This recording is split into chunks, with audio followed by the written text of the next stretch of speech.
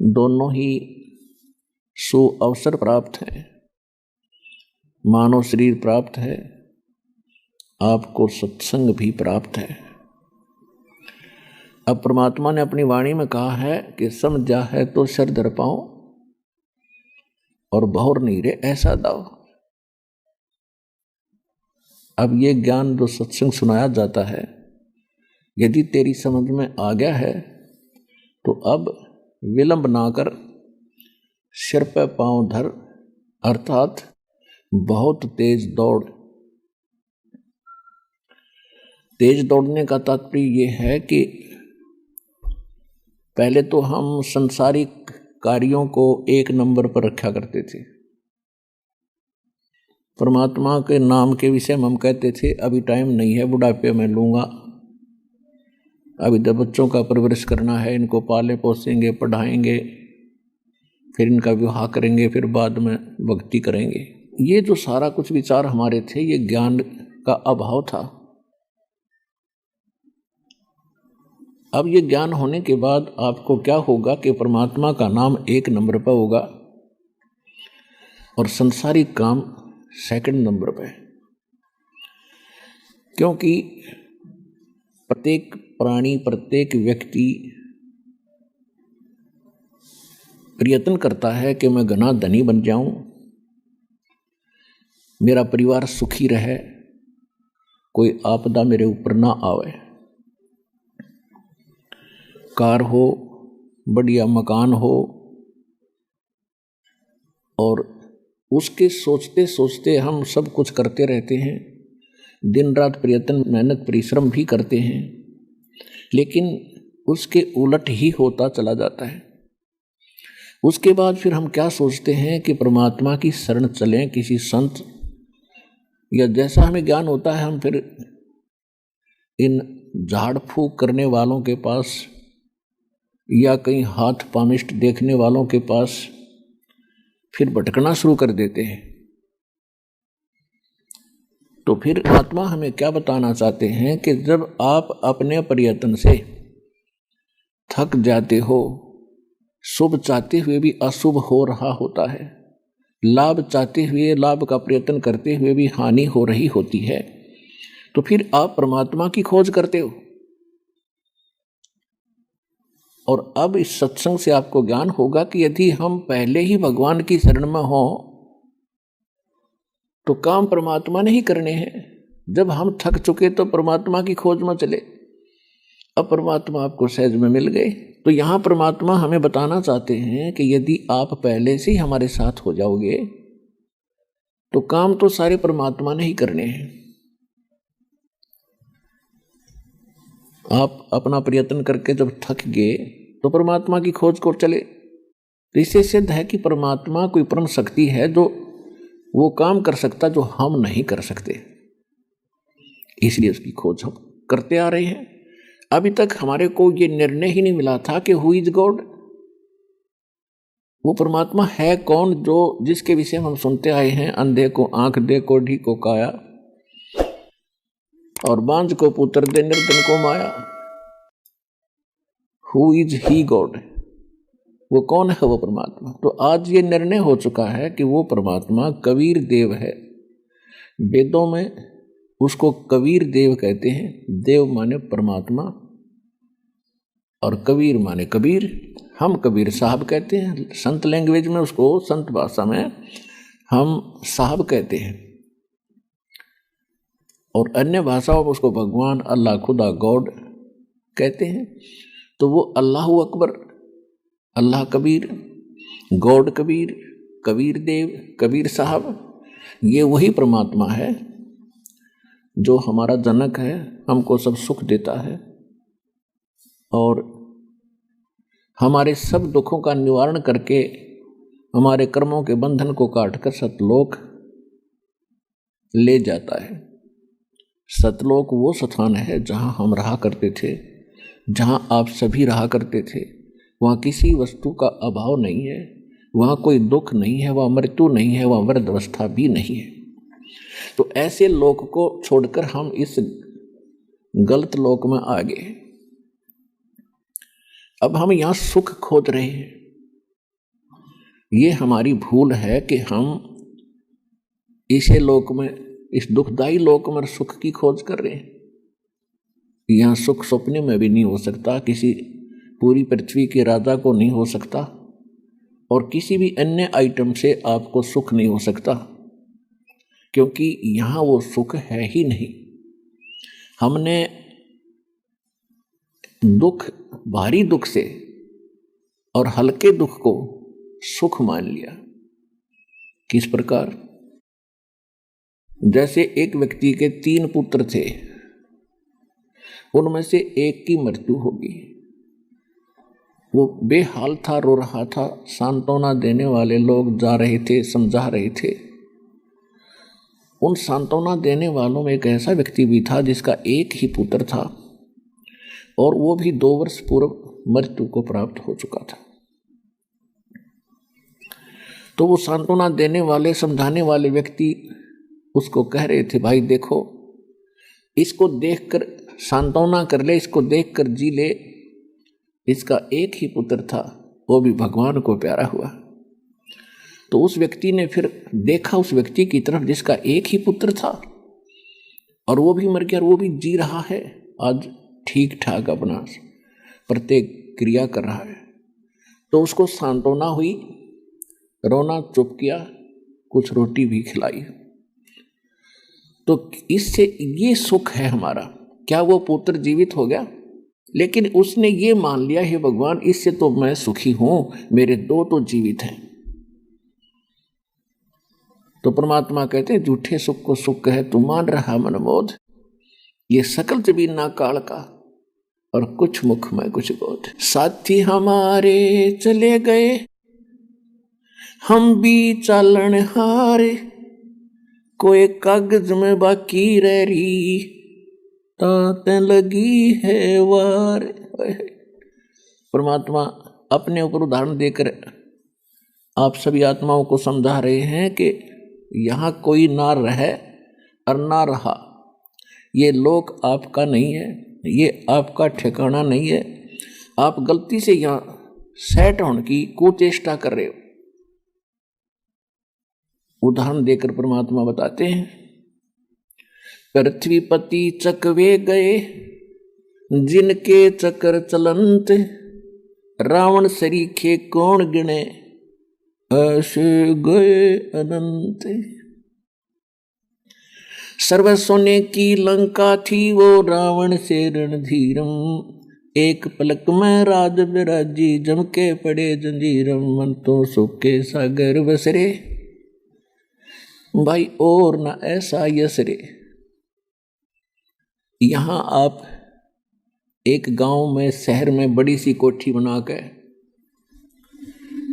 या कोई छोटी मोटी पोस्ट प्राप्त करके या मंत्री प्रधानमंत्री बन के आप ये सोच बैठे हो कि मेरी बहुत महिमा होगी। पुण्यात्माओं, परमात्मा ने बिल्कुल तोल के रख रखा है इस लोक को। ये कैसा है, यहाँ आप क्यों फंसे हो, आप किस कारण से यहाँ रोक रखे हो, सब जगह हाहाकार मचा हुआ है। तो परमात्मा के इस ज्ञान से हमें पता चलेगा कि हम कौन हैं और क्या कर रहे हैं। तो क्या बताना चाहते हैं परमात्मा कि यहाँ ना कोई रहा ना रहेगा, और आप यहाँ स्थायी होने की चेष्टा करते हो। अब जैसे कोई अच्छा व्यक्ति, क्योंकि पुण्यात्मा जो पूर्व जन्म के संस्कारी होते हैं, जिनके कोई पिछले जन्म का तप होता है, वो राजा बनते हैं, राजपद को प्राप्त करते हैं। कुछ पिछले जन्म के भक्ति युक्त प्राणी होते हैं, वो वैसे ही समाज में कुछ महिमा प्राप्त करते हैं। कुछ एक सोशल वर्कर होकर, समाज सेवी बनकर ऐसे ऐसे काम कर देते हैं जिनसे लोग उनको बहुत याद करते हैं। तो उनकी मूर्तियां बना करके यादगार बना देते हैं। जैसे कोई बहुत बड़ा व्यक्ति था, समाज में बहुत अच्छे काम करे, उसकी यादगार बना दी, जहाँ उसको उसकी एक मूर्ति बनाकर उसके ऊपर छतरी लगा दी, एक साल में वो व्यक्ति जिनके लिए उन्होंने जो कुछ भी किया था, 1 वर्ष में उसके उस मूर्ति पर कपड़ा मार के साफ सूफ करके माला डाल देंगे।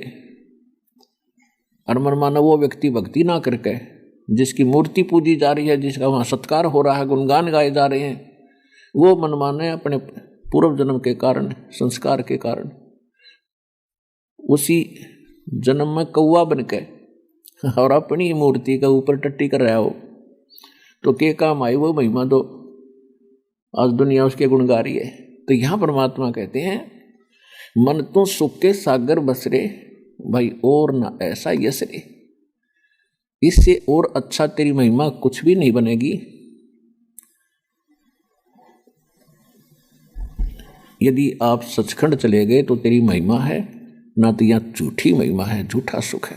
तो इसके लिए परमात्मा याद दिलाते हैं कि यहां ना कोई रहा ना रहेगा, ये लोक स्थायी नहीं है।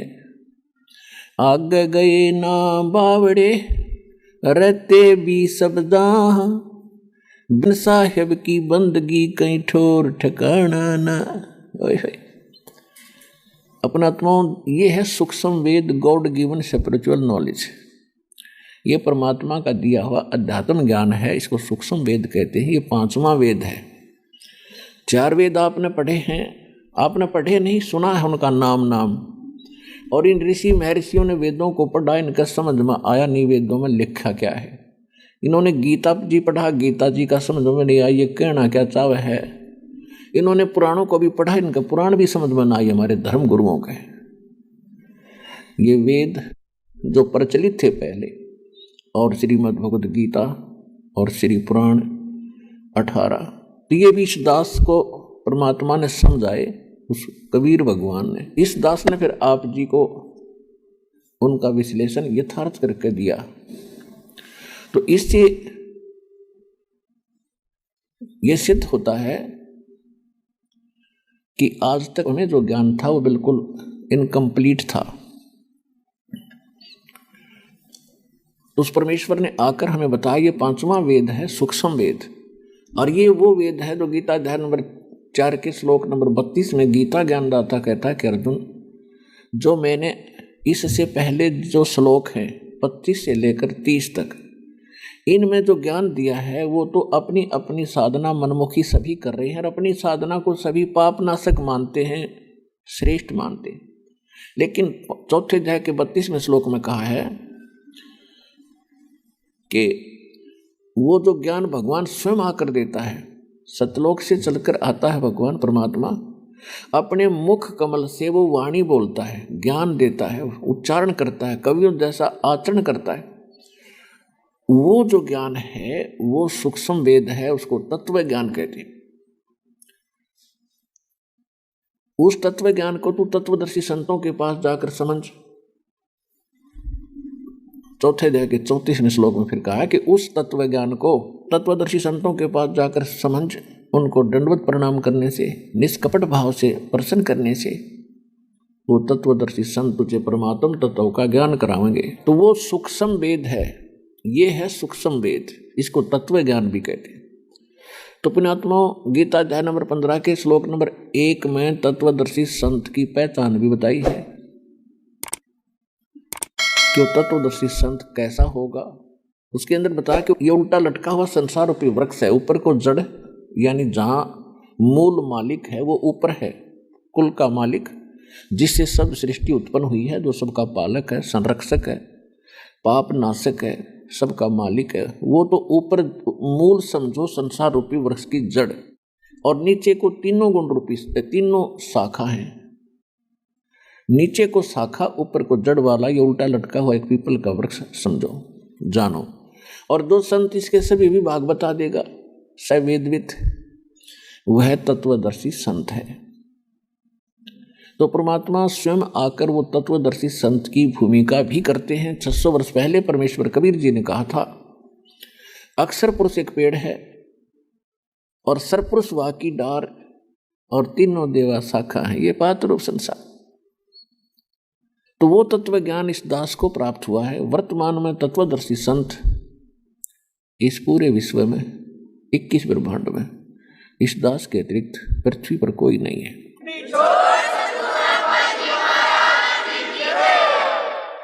अब जो इन बातों को प्रथम बार सुनेगा वो भक्त तो ये सोचेगा कि भाई गुरु ये महाराज जी अपनी बड़ाई आप पर करें हैं।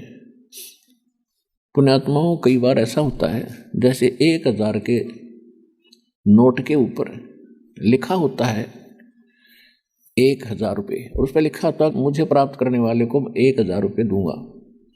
तो उसने अपनी महिमा आप पर करनी पड़ी ताकि विश्वास हो कि 1000 का नोट है, इससे यह बेनिफिट होगा। तो इसी प्रकार परमात्मा ने भी स्वयं आकर बताया था, हम ही अलख अल्लाह हैं, कुतुब गोश और पीर, गरीबदास खालिक धनी हमारा नाम कबीर। परमेश्वर ने 600 वर्ष पहले आकर बताया था कि मैं ही सारी सृष्टि का मालिक हूँ और मैं सबका स्वामी हूँ और मैं ऊपर सतलोक में रहता हूँ। इसी प्रकार इस दास को बताना पड़ रहा है ताकि आप किसी के भ्रमित ना हो जाओ कि इस विषय में कोई भी तत्वदर्शी संत नहीं है वर्तमान में।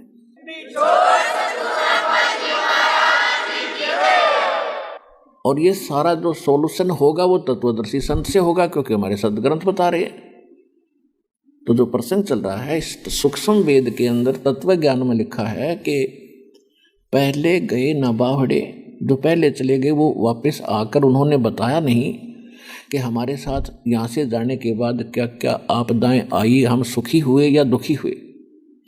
पहले गए ना बावड़े, बावड़े मन वापस आना, और रहते भी सब जाही, और बिन साहेब की बंदगी कहीं ठो ठिकाना नहीं।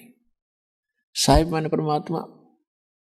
अब जैसे हम श्री कृष्ण अर्थात विष्णु जी को भी भगवान कहा करते और शंकर जी को भगवान कहते थे, अभी भी कहते हैं, और भगवान गणेश भी कहते थे। लेकिन जो वास्तव में परमात्मा है वो कबीर देव है, कबीर साहब है। बाकी अन्य को भी भगवान कहा जाता है लेकिन वो परमात्मा नहीं होते, वो कंप्लीट गॉड नहीं है, वो अपने अपने सत्र के मालिक हैं, अपने अपने सत्र के देव हैं, साहब हैं। जैसे गीता अध्याय नंबर 15 के श्लोक नंबर 16 और 17 में 3 पुरुष बताए। पुरुष माने प्रभु, स्वामी, मालिक, देव, गॉड, सरपुरुष और अक्षर पुरुष। इनकी स्थिति 16वें श्लोक में बताई है 15वें अध्याय के में कि ये दोनों नाशवान हैं और इनके अंतर्गत जितने प्राणी हैं वो भी नाशवान हैं। जीवात्मा किसी की मरती नहीं, वो तो कभी एक की भी नहीं मरती, वो तो चैप्टर ही अलग है। फिर 17वें श्लोक में 15वें अध्याय के गीता में बताया है कि उत्तम पुरुषैतु अन्य परमात्मा इति उदाहरते। उत्तम पुरुष, उत्तम मन श्रेष्ठ, पुरुषोत्तम, पुरुषों में उत्तम श्रेष्ठ भगवान कोई और है इन दोनों से, सरपुरुष और अक्षर पुरुष से अन्य है, और उसी को परमात्मा इति उदाहरते, उसको परमात्मा कहा जाता है, वो परमात्मा है। और यह लोकत्रयम् आविश्य विवर्ती अवैश्वर है, जो तीनों लोकों में प्रवेश करके और सबका धारण पोषण करता है, वो अविनाशी परमात्मा है। वास्तव में वो अविनाशी है। गीता अध्याय नंबर 7 के श्लोक 29 में गीता ज्ञानदाता ने बताया कि जब तत्वदर्शी संत जिसको मिल जाएगा अर्जुन, वो फिर केवल उस तत्वब्रह्म से परिचित होकर, सारे अध्यात्म ज्ञान से परिचित होकर, गीता अध्याय नंबर 7 के श्लोक नंबर 29 में गीता ज्ञानदाता बता रहा है कि जो व्यक्ति जरा और मरण से मुक्ति के लिए, छुटकारे के लिए, मोक्ष के लिए जो प्रयत्न करते हैं वे तत्वब्रह्म से परिचित हैं, सारे अध्यात्म ज्ञान से परिचित हैं और सब कर्मों से परिचित हैं। अब इसमें क्या बताया है कि जो व्यक्ति जरा और मरण से छूटने के लिए ही प्रयत्नशील हैं, उसी के लिए भक्ति करते हैं, क्योंकि उन्होंने ये जान लिया है कि ये लोग ठीक नहीं है और यहाँ जरा और मरण सदा बना रहेगा। जरा माने वृद्धावस्था, बुढ़ापे का कष्ट, और मृत्यु के दुख से तो बचने के लिए ही प्रयत्न करते हैं। इस संसार की किसी और वस्तु की डिमांड नहीं रखते, इच्छा ना रख के भक्ति जो कर रहे हैं वो तत्ब्रह्म से परिचित हैं और सारे दातुम ज्ञान से और सभी कर्मों से। तो यहाँ 8वें अध्याय के प्रथम मंत्र में अर्जुन ने पूछा गीता ज्ञानदाता से कि हे प्रभु, आपने जो 7वें अध्याय के 29वें श्लोक में ये बताया है कि वो तत्ब्रह्म को जानकर कोई भी व्यक्ति फिर संसार के किसी वस्तु की इच्छा नहीं रखता, केवल जरा और मन से छूटने के लिए ही प्रयत्नशील रहता है। तो किम तत्ब्रह्म, ऐसा वो तत्ब्रह्म है कौन? 8वें अध्याय के 3रे श्लोक में गीता जी में कहा कि वो परम अक्षर ब्रह्म है। परम अक्षर ब्रह्म कहो, परम अक्षर पुरुष कहो, ब्रह्म कहो, पुरुष कहो, देव कहो, गॉड कहो, अल्लाह कहो, खुदा कहो, ये भाषा के कुछ पर्यायवाची शब्द हैं। तो यहाँ गीता अध्याय नंबर 15 के श्लोक नंबर 17 में जो कहा है कि उत्तम पुरुष तु अन्य परमात्मा इति उदाहरत है, यह लोक तरम अविश्य विवर्तीस अवैश्वर। तो यहाँ उस परम अक्षर ब्रह्म के बारे में कहा कि वो परम अक्षर ब्रह्म है, वो है इन दोनों से उत्तम। सरपुरुष और अक्षर पुरुष से भी कोई और है जो पुरुषोत्तम है, जो उत्तम पुरुष है, पुरुषोत्तम है और जिसको परमात्मा कहा जाता है। परमात्मा का रियल मीनिंग क्या होता है? वास्तविक अर्थ ये होता है कि परम मन श्रेष्ठ आत्मा। परमात्मा भी हमारे जैसा है, मनुष्य दृश्य है, उसकी भी आत्मा है, लेकिन वो सक्षम है, वो समर्थ है, हमारे से असंख्य गुना ज़्यादा ताकतवर उनकी आत्मा है। वो परमात्मा है। परमात्मा माने श्रेष्ठ आत्मा जो किसी को दुख नहीं दे, केवल सुख सुख देता है। अन्य जो परमात्मा हम मानते रहे, श्री कृष्ण, श्री विष्णु, श्री ब्रह्मा, श्री शिव, देवी और गणेश जी को, ये परमात्मा नहीं है। हम कहते रहे परमात्मा, क्योंकि ये कर्म वर्क डन ही जीव को दे सकते जैसा जिसने कर्म किया है। तो ये श्रेष्ठ आत्मा नहीं हो सकते, ये केवल सुख नहीं दे सकते, ये दुख भी साथ देंगे आपके कर्म का। जो परम अक्षर ब्रह्म है, ये उन पाप कर्मों का नाश करने में सक्षम है जो आपको अपने जीवन में दुखदायी होने हैं। तो इसलिए ये परमात्मा केवल सुख देता है, दुख नहीं देता। अब यहां जो प्रसंग आया था कि आगे गए ना बावड़े रहते भी सब जा, अरबिन साहिब की बंदगी कहीं ठोठ ठिकाना। तो यहाँ इस साहिब की बंदगी यानी भक्ति की तरफ संकेत है सुख संवेद की इस वाणी में। तो पुण्यात्माओं, इस एक एक शब्द को समझने के लिए हमने कितना विश्लेषण करना पड़ता है। और आज तक इस कबीर पंथी, कबीर परमेश्वर के कबीर सागर को, गरीबदास पंथी, गरीबदास जी के ग्रंथ साहिब को खूब घोट रहे हैं। वाणी भी बिना गिनती की याद कर रखी उन्होंने, लेकिन वो समझ नहीं सके इन ग्रंथों को, क्योंकि सूक्ष्म वेद है। और ये जीव तो वेदों को नहीं समझ सके, उन 4 वेदों को। इसको समझना खाला जी का घर नहीं है। तो जिस पर परमात्मा रजा बख्शते हैं, उसी को अपना ज्ञान की चाबी भगवान देते हैं। तो ये रजा इस दास पर बख्शी है भगवान ने। अब इस दास के ऊपर कृपा की है दाता ने, और ये ज्ञान समझ में आया। अब क्या बताते हैं? आगे गए ना बावड़े रहते भी सब जा, और बिन साहेब की बंदगी कहीं ठोठ ठिकाना ना। इस सतपुरुष कबीर भगवान की भक्ति के बिना कहीं स्थायी स्थान नहीं है आपका। जैसे आपने विष्णु जी की भक्ति की तो विष्णु लोक में चले गए। विष्णु लोक में जाने के बाद फिर आपके वहाँ एक रेस्टोरेंट है जिसको स्वर्ग कहा गया है। आपकी पूंजी पुण्य सब जमा हो जाएंगे वहाँ जाते ही।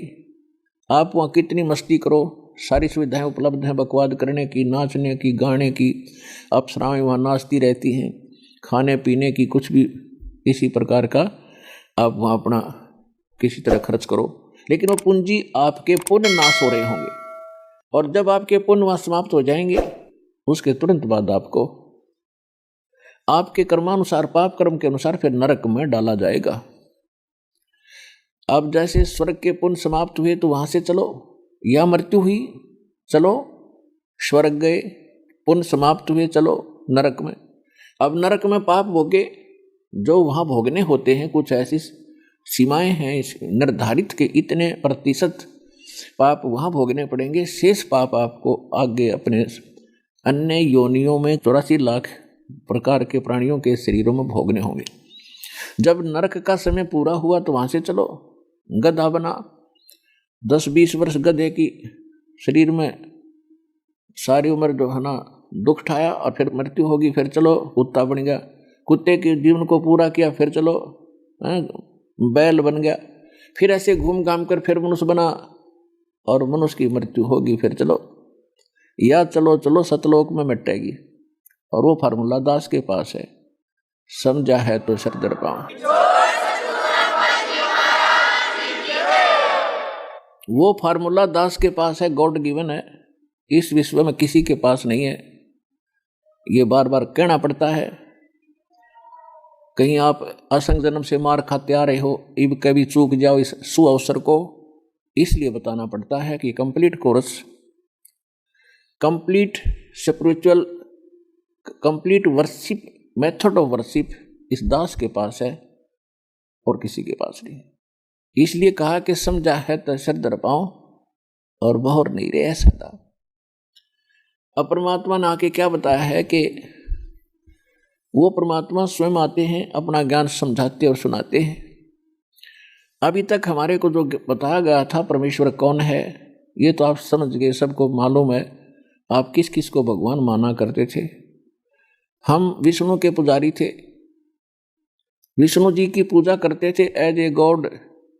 और जब भी कोई अन्य व्यक्ति चर्चा करते थे बैठ कर के भाई भगवान कैसा है, क्या देखा है आपने, समाधि लगाते हो, वो कहता है खुद जिसने विष्णु जी की मूर्ति रखी रोज पूजा, वो कहता भगवान तो निराकार है, उसका तो प्रकाश दिखाई देता है। ये फिर विष्णु जी को किस लिए रखा है, ये क्या है फिर, ये कोई रिलेटिव है तेरा? कमाल की इसी बुद्धि का सतर था हमारा। विष्णु जी को भगवान मानते थे और भगवान को फिर निराकार मानते थे, मूर्ति सामने बना रखी।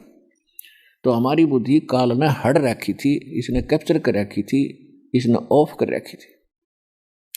सतगुरु आए दया करी, ऐसे दीन दयाल, बंदी छोड़ वृत्तास कहा जठरगनी प्रतिपाल।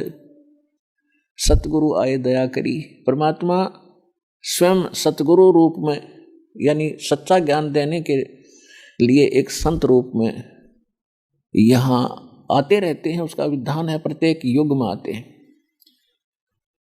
तो उन्होंने दया करी, ये तत्व ज्ञान समझाया। 600 वर्ष पहले परमात्मा यही ज्ञान बताया समझाया करते थे। तो दास आज आपके रूबरू उन्हीं कबीर भगवान का बताया हुआ बता रहा है।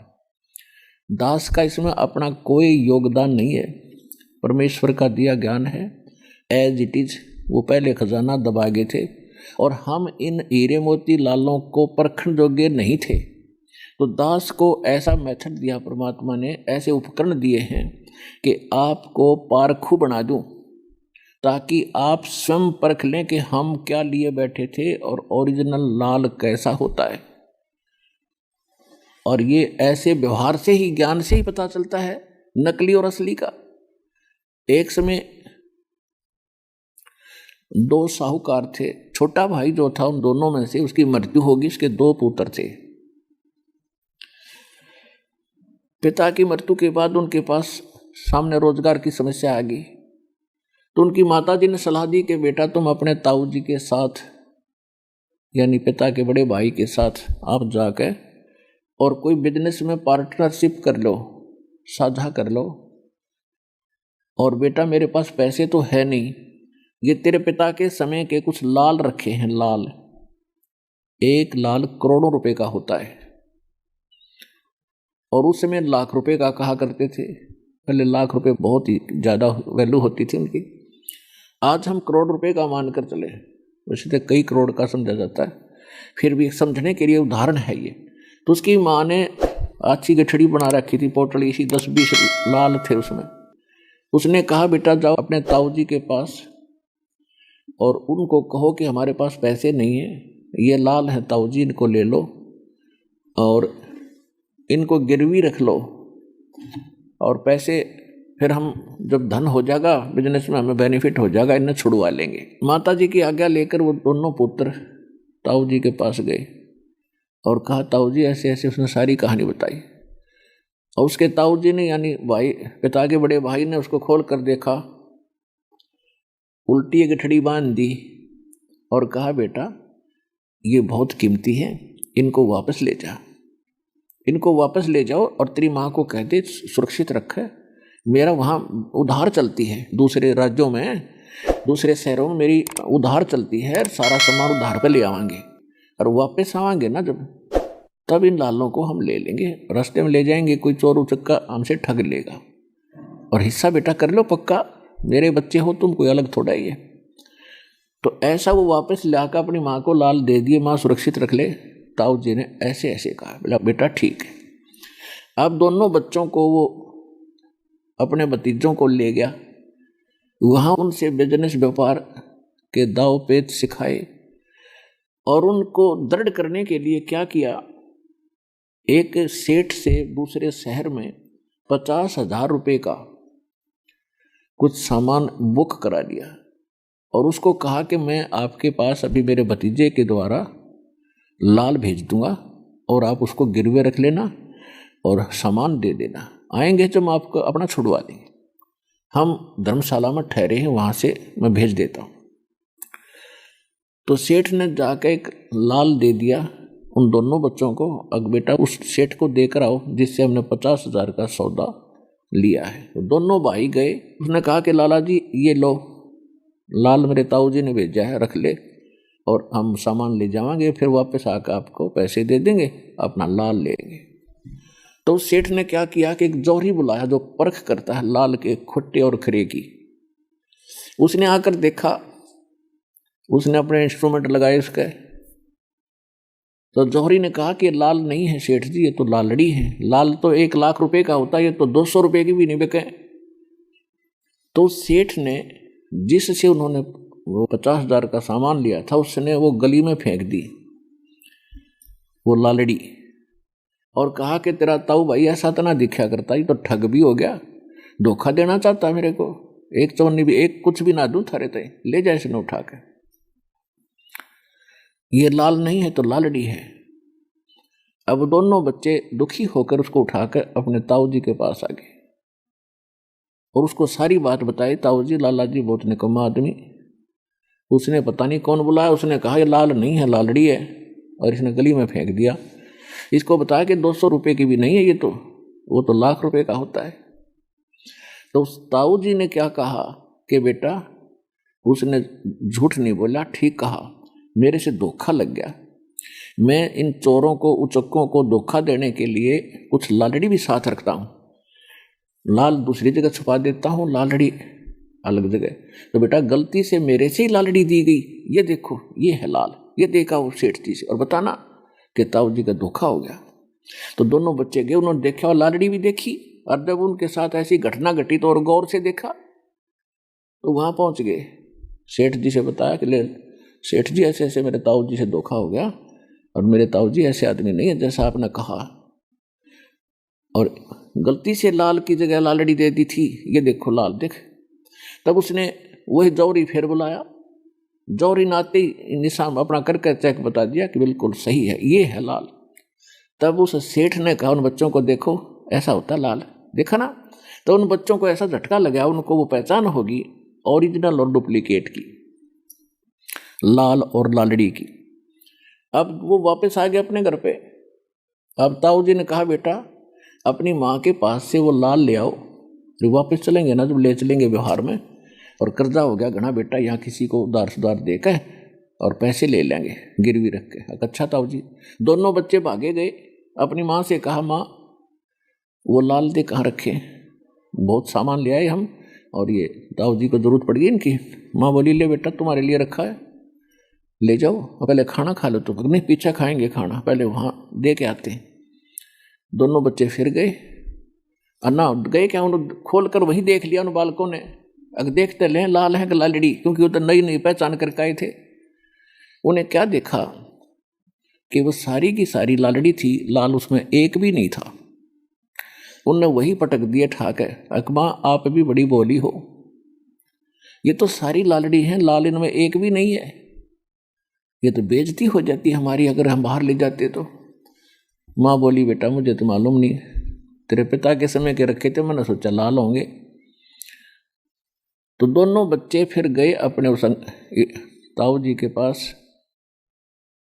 और कहा ताऊ जी मेरी माँ है ना वह बोली भाली उसको पता है नहीं, वो तो सारी लालड़ी थी, लाल उनमें एक भी नहीं है ताऊ जी। तो उनका ताऊ जी बोला बेटा जिस दिन तुम मेरे पास लेकर आए थे ना, मैंने भी देख लिए थे कि लाल कोई ना, पर मैं जब कह दूँ ना कि लालड़ी है तो तेरी माँ नो कब हो, तेरी माँ ये कहती कि मेरा धनी को ना सिर्फ मेरी लालों को भी लालड़ी बताओ। राज बेटा तुम परखण योग्य बना दिए मैंने, तुमने आप पर पटक दी ठाक है। तो पुण्यात्मा दास आपको इस अध्यात्म ज्ञान का ऐसा पारखू बना दिया है आपको कि नकली जो साधनाएं थे आप में पटक दोगे, लालड़ी समझ गए।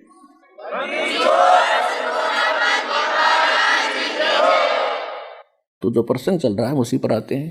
परमात्मा आकर ये ज्ञान देते हैं, परमात्मा प्रत्येक युग में आते हैं, चारों युग में आते हैं भगवान अपना यथार्थ ज्ञान आप ही बताने के लिए। क्योंकि यहाँ पर दो पावर काम कर रही हैं, एक शैतान और एक भगवान।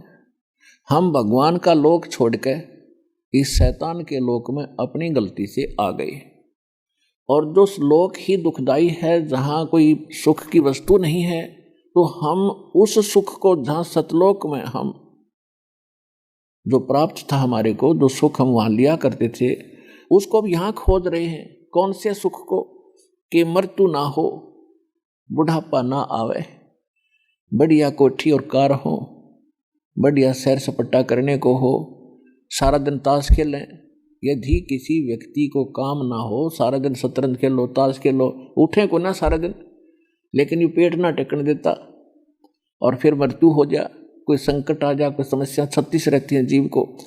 तो हम ये सुख वहाँ प्राप्त था, ना मरते थे ना वृद्ध होते थे, किसी चीज़ का भाव नहीं था। बड़ी बड़ी आपके बंगले हैं, सुंदर तेज पुंज के बने हुए, चमकते हुए हीरे और पन्ने वहाँ लगे हुए हैं। जैसे हम यहाँ चिप्स लगाते हैं ना, चिप्स, और ये मार्बल मुर्बल चमका के इस नकली माटी ने, बढ़िया माटी थोड़ी सी और लगा कर ने सोचा कोठी बनेगी। एक भूकंप आ जा, वह कोठी भी खत्म, आप भी मर गए, उससे नीचे दब के। इसी गंदे लोक में हम सुख खोज रहे हैं। तो ये वहाँ है ये सुख, वहाँ जैसे यहाँ चिप्स है ना, वहाँ ऐसे हीरे मोती जवाहरात आपके बंगलों में लगे हुए हैं। अब उनको छोड़कर आप यहाँ आगे यहाँ ढूंढ रहे इन मिट्टी के खिलौनों को, बना बना के कार कोठियों को आप यहाँ सेट होना चाहते हो। तो यहाँ ना कोई रहा ना रहेगा। तो कहने का भाव ये है कि इस ज्ञान को बताने के लिए परमात्मा स्वयं आते हैं। सतगुरु आए दया करी, ऐसे दीन दयाले, बंदी छोड़ वृत्तास कहा, जठरगनी प्रतिपाले। वो परमात्मा आपको पेट के माँ के गर्भ में भी वो पालन पोषण करता है, और वहाँ भी आपकी रक्षा करता है। माँ के गर्भ से बाहर आते ही बच्चे के लिए वो परमात्मा माँ के सतन में दूध भेज देता है। अपने आत्माओं, हमने परंपरा सी मान ली कि जैसे गाय ने बच्चा पैदा कर दिया, दूध आ ही गया, आता ही है। लेकिन ये ऐसी व्यवस्था करने वाला कौन है? उस परमात्मा ने भूल गए हम, और परमात्मा अपनी जानकारी आप ही देने के लिए आता है। यहाँ दो शक्ति हैं, एक शैतान युग काल है जिसको ब्रह्म कहते हैं, जिसकी पूजा कर कर ऋषि जन थक के ब्रह्म पूजा करा करते थे। ब्रह्म के 3 पुत्र हैं, ब्रह्म को सरपुरुष भी कहते हैं। गीता अध्याय नंबर 15 के श्लोक नंबर 16 में 2 सरपुरुष और अक्षर पुरुष 2 बताए हैं। इनमें से सरपुरुष जो है ये काल है, ज्योत निरंजन है, ब्रह्मा विष्णु महेश का पिता है, और ये केवल 21 ब्रह्मांड का पुरुष है। पुरुष माने स्वामी, मालिक है। और नेक्स्ट जो अक्षर पुरुष है वो 7 शंख ब्रह्मांड का स्वामी है। वो कंप्लीट गॉड वो भी नहीं है, उसकी भी जन्म मृत्यु होती है। अब गीता अध्याय नंबर 15 के श्लोक नंबर 17 में जो कहा है कि उत्तम पुरुष है तू अन्य परमात्मा इति उदाहरते, वो परमात्मा है परम अक्षर ब्रह्म, वो है सारी सृष्टि का मालिक। तो ये सरपुरुष जो है, ये सरपुरुष यहाँ 21 ब्रह्मांड का मालिक है, जिसके एक ब्रह्मांड में हम रह रहे हैं। और यहाँ जन्म और मृत्यु सदा बनी रहेगी। जैसे आप विष्णु जी की पूजा की तो विष्णु जी के लोक में, शिव जी की पूजा की शिव जी के लोक में, वहाँ अपने पुण्य क्षीण करके फिर वापस। यदि जैसे ऋषि लोग अपने आप को सुपीरियर मानना करते थे कि हम तो ब्रह्म पूजा करते, हम अन्य पूजा नहीं करते किसी देव की, तो वो ब्रह्म की पूजा करते थे, ब्रह्म लोक में चले जाते थे और वहां अपने पुण्यों को समाप्त करके फिर वापस आ जाते थे, 84 लाख योनियों में फिर भटकते थे। तो इस प्रकार ये यथार्थ ज्ञान ना होने से हमने ये फाइनल मान लिया, क्योंकि साधना करने से गीता के अंदर जो वर्णित विधि है ओम नाम का जाप है और कोई नहीं, और यज्ञ है, और चारों वेदों का सारांश श्रीमद् भगवद गीता है। इसमें जो ज्ञान प्राप्त है वो ये है कि गीता अध्याय नंबर 11 के श्लोक नंबर 47-48 में गीता ज्ञानदाता ये ब्रह्म है, श्री कृष्ण जी में प्रवेश करके यो काल बोल गया इस गीता ने। आज तक हम समझते रहे कि श्री कृष्ण जी ने गीता बोली, तो क्योंकि परमात्मा कहते हैं गुरु बिन काहू न पाया ज्ञाना, जो थोथा बुछड़े मूड किसाना, गुरु बिन वेद पढ़े जो प्राणी, और समझे ना सार रह अज्ञानी। तो ये अज्ञानी थे जितने संत ऋषि महर्षि, यानी उन संतों को छोड़कर जो भगवान से परिचित हुए, बाकी इनको ना वेदों का ज्ञान था, ना पुराणों का, ना गीता जी का। आज तक ये श्री कृष्ण ने ज्ञान दिया ये बताते रहे और इनकी बुद्धि पर पत्थर पड़ गए थे। मान लीजिए श्री कृष्ण जी ने ज्ञान दिया, मान ले थोड़ी देर के लिए, और ये कि श्री कृष्ण जी अविनाशी हैं, सर्वशक्तिमान हैं, विष्णु जी हैं, यही विष्णु जी हैं। और ये गीता अध्याय नंबर 2 के श्लोक नंबर 12 में, गीता अध्याय नंबर 4 के श्लोक नंबर 5 और 9 में, गीता अध्याय नंबर 10 के श्लोक नंबर 2 में ये स्वयं कह रहा है कि अर्जुन तेरे और मेरे बहुत जन्म हो दिए, तो नहीं जानता मैं जानता हूँ, फिर अविनाशी खाक हुआ ये। तो ये ज्ञान देखो गुरु लोग ही बताया करते हैं, टीचर बताते हैं विद्यार्थियों को, और टीचर जो भी विद्यार्थियों को समझा रहा है विद्यार्थी तो उसको ग्रहण कर लेते हैं, शहर सरसी को नोट कर लेते हैं, उसी का घोटा लगाते हैं और उसी से पेपर देते रहते हैं। तो ये गुरुओं की गलती थी, हमारे पूर्वजों की यानी विद्यार्थियों की गलती नहीं थी।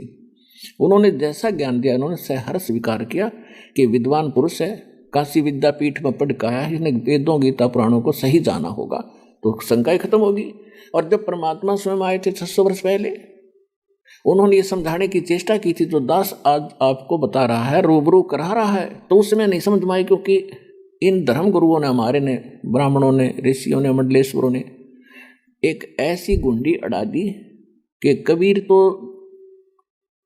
एक शूद्र है और उसमें केवल ब्राह्मण वर्ग ही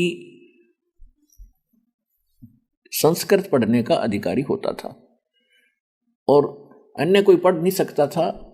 यही धर्म सदग्रंथों को पढ़ सकते थे, शूद्रों को तो निकट भी नहीं आने देते थे।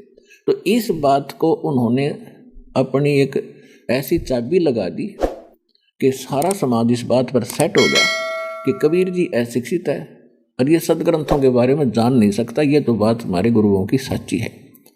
और परमात्मा यही बताया करते थे कि 3 देव की तो करते भक्ति, उनकी कदे ना हो वह मुक्ति। तो पुण्यात्मा, आज से 50 वर्ष पहले भी अगर दास ये प्रचार शुरू करता तो वही खत्म हो जाता और शायद ये दास भी ना जीवित रहता, क्योंकि इतनी उल्टी पढ़ाई पढ़ा रखे नकलियों ने। और अब परमात्मा ने सबसे पहले ऐसे इंस्ट्रूमेंट दिए दास को कि आपके रूबरू किया, पढ़ पढ़ कर दिखाया, देखो ये लिखा है इस वेद में, ये लिखा है इस पुराण में, ये लिखा है गीता में। अब प्रारंभ के अंदर क्योंकि काल ने तो हमारे कई प्रकार की अज्ञान की ये बना रखी बाधाएं, तो शुरू में दास के बारे में जैसे भक्तों को अन्य गुरुओं के चेले कहा करते थे कि तुम्हारे कैसे महाराज जी हैं, कैसे गुरु हैं, किताब पढ़ पढ़ कर सुना रहे, ये तो हम सुना दें। दास पढ़कर सुना नहीं रहा था, आपको दिखा भी रहा था। सुना तो मैं वैसे दूं बिना दिखाए, दास आपको दिखा रहा था कि ये लिखा, देख इसमें गीता में ये लिखा, ये वेद में लिखा, ये इस पुराणों में लिखा। इसको देखे बिना तुम कदे भी ना मानो, कभी नहीं मान सकते। और थोड़ा सा परमात्मा ने ये झटका भी दिखा दिया कि इतना बुद्धिमान समाज होते हुए भी इन अज्ञानी आचार्यों ने, गुरुओं ने कुचेष्टा की, इस सच्चे ज्ञान को दबाने के लिए क्रोथा कांड करवा दिया। झूठ बोल बोल के रामपाल निंदा करता है, सदग्रंथों और देवताओं के विरुद्ध बोलता है। लेकिन दास ने जितने उस समय तक जितने दास की शरण में आए थे, ऐसे पक्के कर रखे थे, पारखू रंग रखे थे, रंग में एक भी डगमग हुआ नहीं और पहले से असंग गुणा ज्ञान प्रचार हो गया।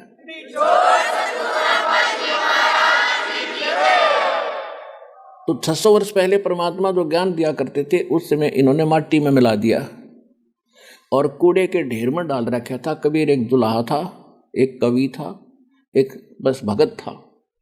अब दास ने जो परमात्मा के लक्षण देखे, कबीर परमात्मा है, परमात्मा था, परमात्मा रहेगा, ये सारी सृष्टि का पालक है, पालक था और पालक रहेगा, ये पूर्ण परमात्मा है, ये सारी सृष्टि का मालिक है। 600 वर्ष पहले जो एक अनपढ़ जिसको अशिक्षित कहा करते थे, उस अशिक्षित ने और ये ज्ञान सुना रखा तुम्हारे सदग्रंथों में मिला। तो हु इज गॉड और हु इज लर्नड, कौन विद्वान है और कौन भगवान है? भगवान ही विद्वान हो सकता है। एक किसी भाषा विशेष को जानकर जीव विद्वान नहीं हो सकता। कोई इंग्लिश में विद्वान कहलाता है, उसने संस्कृत नहीं आती, वहाँ फेल हो गया। कोई संस्कृत में विद्वान है, उसने इंग्लिश नहीं आती, तो खाक विद्वान है वो। तो विद्वान भी भगवान है और भगवान तो वो है ही है। तो वो कबीर साहिब हैं काशी वाले। अनंत कोट ब्रह्मांड का एक रति नहीं भारे, सतगुरु पुरुष कबीर हैं ये कुल के सिरजनहारे। अनंत कोट ब्रह्मांड का एक रति नहीं भार उस मालिक के ऊपर उसने अपने विधान बना के छोड़ दिया। अब जैसे जहाज बना दिया साइंटिस्ट ने, वैज्ञानिक ने, मिस्त्री ने, मैकेनिक, इंजीनियर ने, और जहाज बनाकर उसको चलाकर उसको वहाँ बैठ गया। मैं बताओ वो जहाज का फिर के बाहर है, उसका ऊपर वैज्ञानिक है, और 3-3, 4-4 वर्ष तक, 5-5, 6-6 वर्ष तक उसमें बैठे, ऊपर लेगरों में जान लाग रहे हैं, अपने आप को चल रहा है विमान, वैज्ञानिक बैठा है। तो इनकी इतनी बुद्धि है, ये इतना ही सिस्टम बना सकते हैं, इतनी पावर है उस परमात्मा के अंदर। वो तो अमित ओजा है, उसकी शक्ति का कोई वार पार नहीं। उसने ये सारे विमान बना रखे, सारे ब्रह्मांड घुमा रखे, और उसमें बैठा आराम से। ये जब तक उसने समय भर रखा है नचा भी, तब तो चलेंगे। ऊपर के वो स्थिर हैं, जहाँ परमात्मा रहता है वो स्थायी है, अमर है। तो प्रसंग चल रहा है कि परमात्मा चारों युगों में आते हैं और चारों युगों में आकर के हमें ज्ञान देते हैं, सच्चाई से परिचित कराते हैं। कहते हैं चारों युग में संत पुकारे, कूक कहा हम हेल रे, हीरे माणिक मोती बरसे ये जग चुगता डेल रे। कभी क्योंकि वेदों में आपको बहुत बार बताया है, रूबरू भी कराया है, समय आने पर फिर भी कराते रहेंगे। ऋग्वेद मंडल नंबर 9 और सूक्त 86 के मंत्र 26 और 27 में, ऋग्वेद मंडल नंबर 9 सूक्त 82 मंत्र 1, 2, 3 में, ऋग्वेद मंडल नंबर 9 सूक्त 94 के मंत्र 1 में, ऋग्वेद मंडल नंबर 9 सूक्त 95 के मंत्र 2 में, ऋग्वेद मंडल नंबर 9 और सूक्त 57 के मंत्र 3 में, ऋग्वेद मंडल नंबर 9 सूक्त 96 के मंत्र 16 से लेकर 20 में, ऋग्वेद मंडल नंबर 9 सूक्त 1 के मंत्र 8 और 9 में, और भी अनेक स्थानों पर ऋग्वेद मंडल नंबर 9 सूक्त 20 मंत्र 1 में, बहुत स्थानों पर यह प्रमाण है कि वो परमात्मा सचखंड में रहता है। वो कबीर देव है, कबीर साहब उसका नाम, और वहां से वो गति करके आता है, सहशरीर चल के आता है और अच्छी आत्माओं को मिलते हैं, उनको ज्ञान देते हैं, ये तत्व ज्ञान बताते हैं। गीता अध्याय नंबर 4 के श्लोक नंबर 32 में जिसके विषय में कहा कि वो परमात्मा अपने मुख कमल से वो तत्व ज्ञान बताते हैं, और वो है तत्व ज्ञान। और उसको तत्वदर्शी संतों से पूछो, जन साधारण नहीं जान सकते। तो वो ज्ञान आकर स्वयं बताते हैं, तो फिर उनको सचखंड लेकर जाते हैं ताकि वो उस लोक को देख लें। तब उनको विश्वास दृढ़ होगा कि कबीर इज गॉड, और तो सुख स्थान वहाँ सतलोक में है। तो उस परमेश्वर ने अपने गवाह बनाए, उन अपने प्यारी आत्माओं को सचखंड लेकर गए। उनमें से कौन कौन है कलयुग में जो उनके गवाह बने, प्रत्यक्ष दृष्टा बने? आदरणीय धर्मदास साहिब जी, आदरणीय मुलुकदास साहिब जी, आदरणीय दादू साहिब जी, आदरणीय नानक साहिब जी, आदरणीय गरीबदास साहिब जी गांव छुड़ानी जिला ददर हरियाणा वाले, आदरणीय गीसा दास साहिब जी गांव खेखड़ा जिला बागपत उत्तर प्रदेश वाले, और आदरणीय स्वामी रामानंद जी काशी वाले। बहुत बड़े ब्राह्मण थे, विद्वान माने जाते थे वेदों, गीता और पुराणों के। जब परमात्मा के संपर्क में आए, जो भगवान को देखा ऊपर, फिर वापस छोड़ा उनको, तब उनकी आंखें खुली कि सचमुच हम गलत रास्ते जा रही थी। तो इन्हीं महापुरुषों में से एक आदरणीय गरीबदास साहिब जी गांव छुड़ानी जिला दद्दर वाले जो हुए हैं, उनको परमात्मा उनको भी लेकर गए ऐसे ही, और उनको वो ज्ञान कंप्लीट दिया अपने वचनानुसार। 600 वर्ष पहले परमात्मा ने कबीर वाणी नाम का एक चैप्टर है कबीर सागर में, वो लिखा है। उसमें लिख दिया था कि जो 12वां पंथ होगा मेरे नाम से चलेगा, जो चलाने वाला जो होगा वो तो हमारा भक्त सही होगा, लेकिन आगे चलकर उसमें उस ज्ञान को समझने वाला कोई रहेगा नहीं, जिस कारण से वो कबीर पंथ होते हुए भी काल के ही उसमें जाल में रहेंगे, वही मंत्र वही ज्ञान वही परंपरा चलेगी। तो गरीबदास साहिब जी को परमात्मा सन 1727 में, गरीबदास साहिब जी का जन्म सन 1717 में हुआ, संवत 1774, और 10 वर्ष की उम्र जब उनकी होगी थी आयु, तब परमात्मा सतलोक से आकर मिले थे। जो उनका विधान है, वेद भी बताते हैं कि अपने निज स्थान से चल कर आते हैं और अच्छी आत्माओं को मिलते हैं, उनको अपने से परिचित कराते हैं, उनको तत्व ज्ञान बताते हैं। तो गरीबदास साहिब जी को संवत 1784 में मिले, 1774 में उनका जन्म हुआ, 10 वर्ष की आयु यानी सन 1727 में। गरीबदास जी की जानकारी देना इसलिए अनिवार्य है क्योंकि इस अध्यात्म मार्ग में हमारा ये मुख्य पात्र है, क्योंकि परमात्मा इनको लेकर गए थे, लेकर तो उन सभी महापुरुषों को गए थे, दूसरे थे। जैसे धर्मदास जी को तो साथ रह कर लिखवाया था, अपना सारा ज्ञान उन्होंने लिखा था, लेकिन लंबा समय हो जाने के बाद और कबीर पंथ में काल के नकली संत घुस जाने के कारण उसमें काफ़ी परिवर्तन कर दिया इन्होंने। उसकी पूर्ति के लिए उन्होंने गरीबदास जी को चुना। आज से 250 वर्ष पहले लगभग उस महापुरुष को परमात्मा स्वयं आकर के सचखंड लेकर गए। गरीबदास जी गांव करौथा के रहने वाले थे, जिला रोहतक हरियाणा में, और उनके नानके थे छुड़ानी में, गांव छुड़ानी।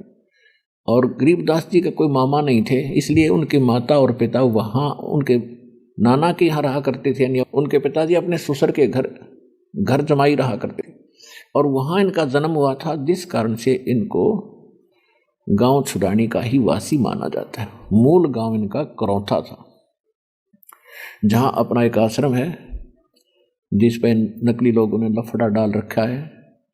तो ये तो कमीने व्यक्ति ऐसा ही कर्म करते रहेंगे, परमात्मा हमारे साथ है, हमारा डूंडा उठ रहा है, चारों तरफ से चौमुखी प्रचार हो रहा है, चलती है बात तो याद आ जाता है। तो क्या है, तो वहाँ के वो रहने वाले थे, वो वहाँ रहा करते थे। छुड़ानी में उनका जन्म हुआ था। जब उनके नाना जी के पास बहुत जमीन थी, जाट जाति में जन्म था उनका, गरीबदास जी का, उनके लगभग 1400 एकड़ जमीन थी, और अपनी गौ पहले ऐसे ही भेड़ बकरी गाय भैंस पाल कर सभी अपने निर्वाह किया करते थे अपने पूर्वज। तो उसमें उनके अपनी गाय बहुत थी, अपनी उन खेतों में फसल बहुत कम होती थी, क्योंकि वर्षा होगी तो फसल हो जाया करती थी। तो उसमें चरागाह बना रखे थे, उसमें गौवें चराने के लिए गरीबदास जी भी स्वयं जाते थे, उनके अन्य नौकर पाली भी जाते थे, और अन्य गांव के दूसरे व्यक्ति भी अपने पशुओं को उन्हीं के खेतों में चराया करते थे। संवत 1784 यानी सन 1727 में फाल्गुन सुदी द्वादशी, फाल्गुन उतरते की चांदनी द्वादशी को, द्वास को दिन के 10 बजे, जब ये सभी पाली गवाले एक जंडी के पेड़ के नीचे बैठे थे, पशु चर रहे थे, कुछ बैठे थे, ये खाना खा रहे थे, और वो जांडी का पेड़ एक मेन रास्ते के ऊपर था, जो गांव कबलाना है, छुड़ानी की सीमा और कबलाना गांव की सीमा लगती। कबलाना गांव से छुड़ानी की तरफ एक पैदल रास्ता जाता था, उसके ऊपर थी, और परमात्मा वहाँ से 100 फुट दूरी पर सतलोक से आकर वहाँ प्रगट हुए, एक यात्री की तरह चलते हुए उस रास्ते से छुड़ानी की ओर जा रहे थे। सभी पालियों ने संत रूप में परमात्मा को देखकर जिंदा महात्मा के रूप में भगवान थे। जिंदा महात्मा कैसे होते हैं, विशेषकर मुसलमानों में होते हैं, इनको फक्कड़ फकीर कहते हैं। एक ओवरकोट पहनते हैं काला सा चोगा, और एक अच्छा दाढ़ी बड़ी हुई, केस भी बड़े हुए। तो इस वेशभूषा में साधु ही लगा करते हैं, साधु मानते हैं। तो संत भक्तों ने देखा कि महात्मा आ रहे हैं, उन्होंने सबने राम राम करी। परमात्मा ने उनको उत्तर दिया, राम राम भाई, कि महाराज जी आ जाओ, भोजन कर लो। परमात्मा गए उस उद्देश्य से थे। उनका भाई भोजन तो मैं करके आया हूं, भोजन तो मैं करके आया हूं अपने गांव से। बच्चों ने पूछा कि पाली कुछ छोटे थे, कुछ बड़े भी थे, 40 वर्ष के, 50 वर्ष के, कोई 20 वर्ष के, और वो सबसे छोटे थे गरीबदास जी 10 वर्ष के। तो सभी ने कहा कि आपका गांव कौन सा है बाबा जी, बैठ तो जाओ, आ जाओ। उन्हें कपड़ा सा बिछा दिया, महाराज जी बैठ गए। परमात्मा ने बताया हमारा गांव सतलोक है। अब बच्चों ने सोचा ले होगा कोई गांव, पालियों ने सोचा कोई होगा गांव।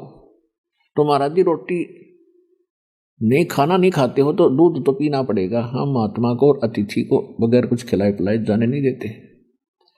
परमात्मा ने कहा भी ठीक है, खिलाना चाहते हो ना, तो कंवारी गाय का दूध पीता हूं। तो पाली कहने लगे बाबा जी आपकी दूध पीने की नीयत नहीं है, आप तो मजाक करते हो, कंवारी गाय दूध थोड़ी देती है। परमात्मा बोले भाई देख लो, दूध पिलाना है तो मैं कंवारी गाय का ही पीता हूं, ये मेरा विधान है। उसी समय गरीबदास जी खड़े हुए, उनकी एक प्रिय बच्चिया थी जिसने माँ का दूध पीना छोड़ रखा था, 1.5 वर्ष की थी वो। उसको पकड़ लाए और कहा महाराज जी देखो इसका बच्चा भी नहीं है, ये है कुंवारी, ये दूध कैसे देगी। परमात्मा बोले कोई दूध निकालने का पात्र लाओ। उन्होंने एक छोटा सा मटका था, वो कहा जी ये 2 मांझ के रखा है। परमात्मा ने कहा इस बछिया के नीचे करो, सतनों के नीचे जैसे दूध निकालते हैं। गरीबदास जी पकड़ के बैठ गए, लो जी। परमात्मा ने उस कमर पर थपथपी लगा दी बछिया के, लंबे लंबे सतन हो गए और वो दूध का पात्र भर दिया, फिर रुक गया अपने आप। बोलो सतगुरुदेव की जय।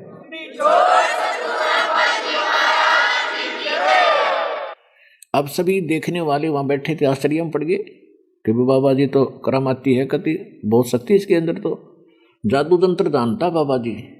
अब हम इतना जाने हैं जादू तंत्र।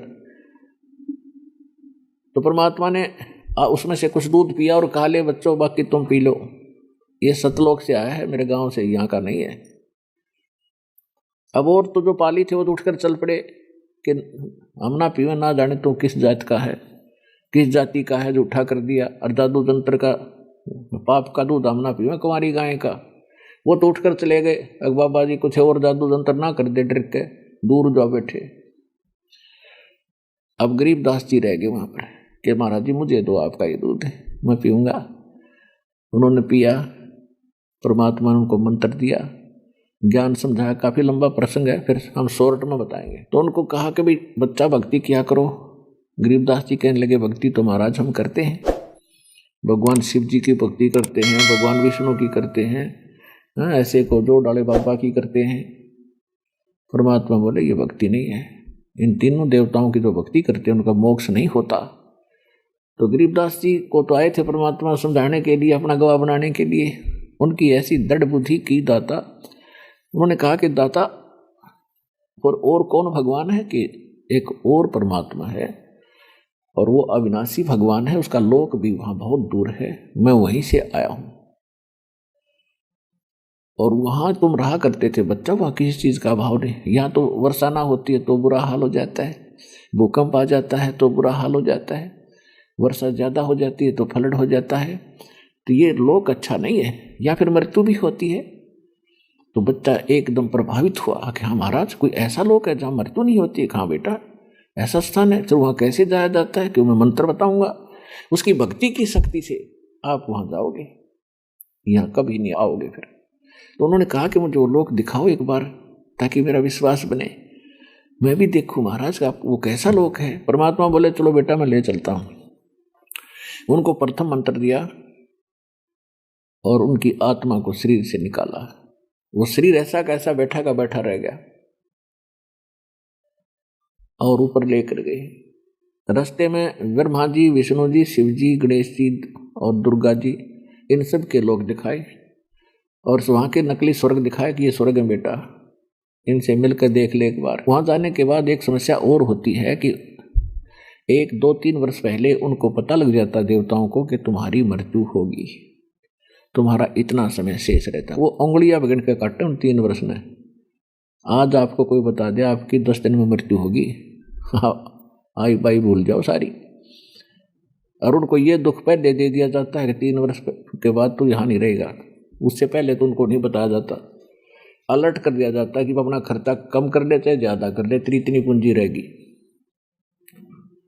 तो कहने का भाव यही, ये सारी स्थिति दिखाई कि बेटा यहाँ पर सारा हाहाकार मच रहा है।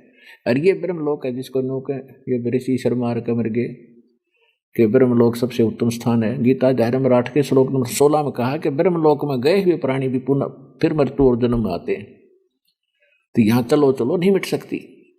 फिर लेकर गए धर्मराज के पास ले गए, जो यहाँ का लेखा जोखा करता है, सबका अकाउंट रखता है, ब्रह्मा विष्णु महेश का भी अकाउंट उसके पास है, सब जीवों का उसके पास हिसाब किताब है, कितनी किसके पुण्य है, कितने किसके पाप हैं, कितनी किसकी आयु शेष है, कितनी उसने भोग ली। तो उस धर्मराज के दरबार में ब्रह्मा विष्णु महेश को भी स्थान नहीं है। वो जब जाते हैं तो धर्मराज उनके लिए कुर्सी नहीं छोड़ता। अब जब परमात्मा वहां पहुंचे, क्योंकि आध्यात्मिक मार्ग में अध्यात्म ही सारे क्रिया होती है। अब जो ही परमात्मा ने धर्मराज के दरबार में प्रवेश किया गरीबदास जी के साथ, तो एकदम सामने जो बैठा धर्मराज एकदम खड़ा हो गया, उसके बस की बात नहीं होती और करबद्ध होकर खड़ा हो गया। जैसे एक छोटा अधिकारी SHO समझ लो और SP या IG आकर के उसके आ जाता है तो एकदम कुर्सी छोड़कर खड़ा हो जाता है SHO, और वो उनको हिदायत दे रहे होते हैं, उनको खुरका धमका भी रहे होते हैं, कोई गलती कर रखी होता है या हिदायत देते भी कहते हैं कि तूने ऐसा किया तो देख ले तेरी खैर नहीं है, और वो कहता है जी सर, क्योंकि एक सभ्यता होती है। तो इसी प्रकार परमात्मा ने कबीर जी ने जाकर धर्मराज को धमकाया, जिसके सामने ब्रह्मा विष्णु महेश के बोलने की हिम्मत नहीं। धर्मराय दरबार में देई कबीर तलाके, मेरे बोले चुके हंस को तुम पकड़ियो मत कचाक। गरीबदास जी को दृढ़ कर रहे थे कि मैं कितना सक्षम हूं, मेरा गुण गाइए, फिर जाकर नीचे सच्चाई बताइए तेरे भाई बहनों को। तो कबीर साहब बोले पुरुष कबीर से, गरीबदास जी बता रहे हैं, बोले पुरुष कबीर से धर्मराज कर जोड़े, आपके हंस न पकड़ो नहीं मुझे 2 लाख करोड़। अब धर्मराज के दरबार में परमात्मा ने कहा कि खबरदार दे, तेने मेरे हंस को पकड़ दिया, जिसने मेरा नाम ले रखा उसका अकाउंट भी नहीं करेगा तू। तो हाथ जोड़कर कहता है कि आपके हंस न मैं पकड़ो नहीं दाता, मुझे लाख लाख दुहाई है। फिर क्या कहा कि देखो जी मेरी कुछ मजबूरी है कि पहले तो इन्होंने पाप कर रखे हैं, इनके पुण्य और पाप मेरी बही में, मेरे अकाउंट में, मेरे इस लेखे जोखे की कॉपी में सारे नोट हैं, दोनों ही हैं, इनको मैंने दोनों ही देने पड़ते हैं दाता, ये मेरी मजबूरी है, इसमें मैं क्या करूं। क्या कहते हैं, मदहारी जारी नरा जो भांग तमाकू खाई, पर दारा पर घर तक उनको लूं अकनाही, कर्मों से तीरथ है अब मुख से कहें कबीर, उनको तो मैं पकड़ूंगा मुझे जड़नी पड़े जंजीर। क्या कहते हैं कि अब आपका नाम ले लिया और उनके पिछले नो के नो रखे हैं पाप, तो दाता उनके आधार से तो मैंने उनको बेड़ी लगानी पड़ेगी, उनको पकड़ना पड़ेगा, कर्मों से जकड़ना पड़ेगा। तो परमात्मा ने क्या कहा, ये कर्म भरम ब्रह्मंड के मैं पल में करहूं नेस, जिन हमारी दुहाई दी सो करो हमारे पेश। ओए होए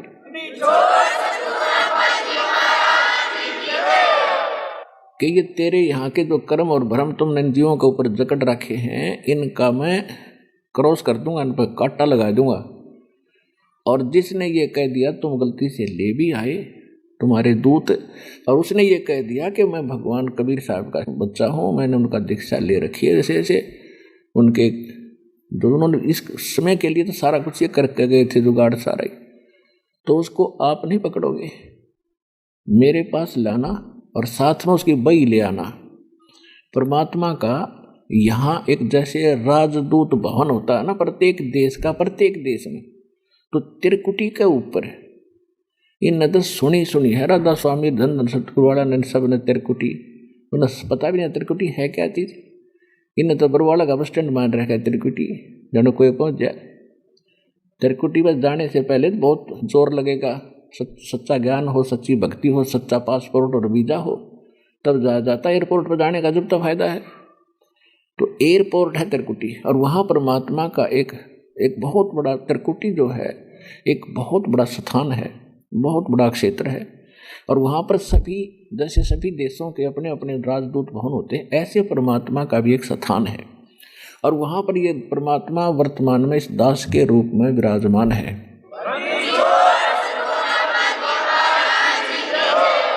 तो वहाँ जाकर के परमात्मा ने कहा कि जिसने ये कह दिया कि मैं तो कबीर साहब का बच्चा हूँ, उनका नाम ले रखा है, तो उनको मेरे पास ले आना। मेरे वहाँ जहाँ मैं रहता हूँ त्रिकुटी पे, वहीं धर्मराज का दरबार है, एक लेफ्ट साइड में एक अंदर जाती है गैलरी सी, उसमें जाके इनके सब के अकाउंट होता है। तो इसने कहा कि तू मेरे पास उस जीव ने भी भेज दिए और तेरी अब्बई भी ले आना, उसको क्रॉस कर दूंगा तेरे सारे इसके बैड अकाउंट को। कर्म भरम ब्रह्मंड के मैं पल में कर होने से, जिन हमारी दुहाई दी सो करो हमारे पैसे। धर्मराय दरबार में दी कबीर तलाक, मेरे भूले चुके हंस को भी पकड़ियो मत कजाके। कहते निकम्मे आदमी, खबरदार जो मेरे बच्चे को पकड़ लिया। तो धर्मराज को ये शब्द बोलना बालकों का खेल है। एक चीफ जस्टिस ऑफ द ब्रह्मांड, सारी ब्रह्मांड के चीफ जस्टिस को ये शब्द कहना और उसके द्वार पर जाकर और फिर वो करबद्ध खड़ा हो जाना, तो परमात्मा की सक्षमता को आप अच्छी तरह समझोगे। अब क्या हुआ, फिर परमात्मा उनको त्रिकुटी से आगे लेकर चले। त्रिकुटी के बाद फिर त्रिवेणी शुरू होती है, 3 रास्ते हैं। अभी नन्नाथ क्या का पता था, त्रिकुटी पर गाटा जोड़ रहे थे, और 10वां द्वार हमने तो बर में द्वार में जाकर परमात्मा मिलेगा। एक ये जम्मू में था, एक मधु परमहंस, इसकी पुस्तक देखी, भक्ता ने ला कर दीजिए, एक वो कह रहे हैं टीवी पर उनका प्रोग्राम भी आता है ऐसे, और उन्होंने कहता है कि 11वां द्वार है, आखिरी 11वां द्वार मन ने पा लिया, किसी ने नहीं पता आज तक, बस किसी को नहीं पता सब। उसने यहाँ तक लिखा है कि मैंने आज तक कोई बुद्धिमान व्यक्ति नहीं मिला। उसने पूछ लिया होगा कि इसका मतलब सारे मूर्ख हैं, तो बुद्धिमान है कि। अब दास ने उसकी धोती सी धोकर धर दी, फिर करे है करता। उसने 11वां द्वार का भी नहीं पता, वो कमल बतावा शरीर में ने कहा 8 कमल है, 8वां कहाँ है महाराज जी के सिर तो 1.25 हाथ ऊपर है, कितने 1.25 हाथ ऊपर सिर में, बिना अकल के आदमी ऐसे वाया करे।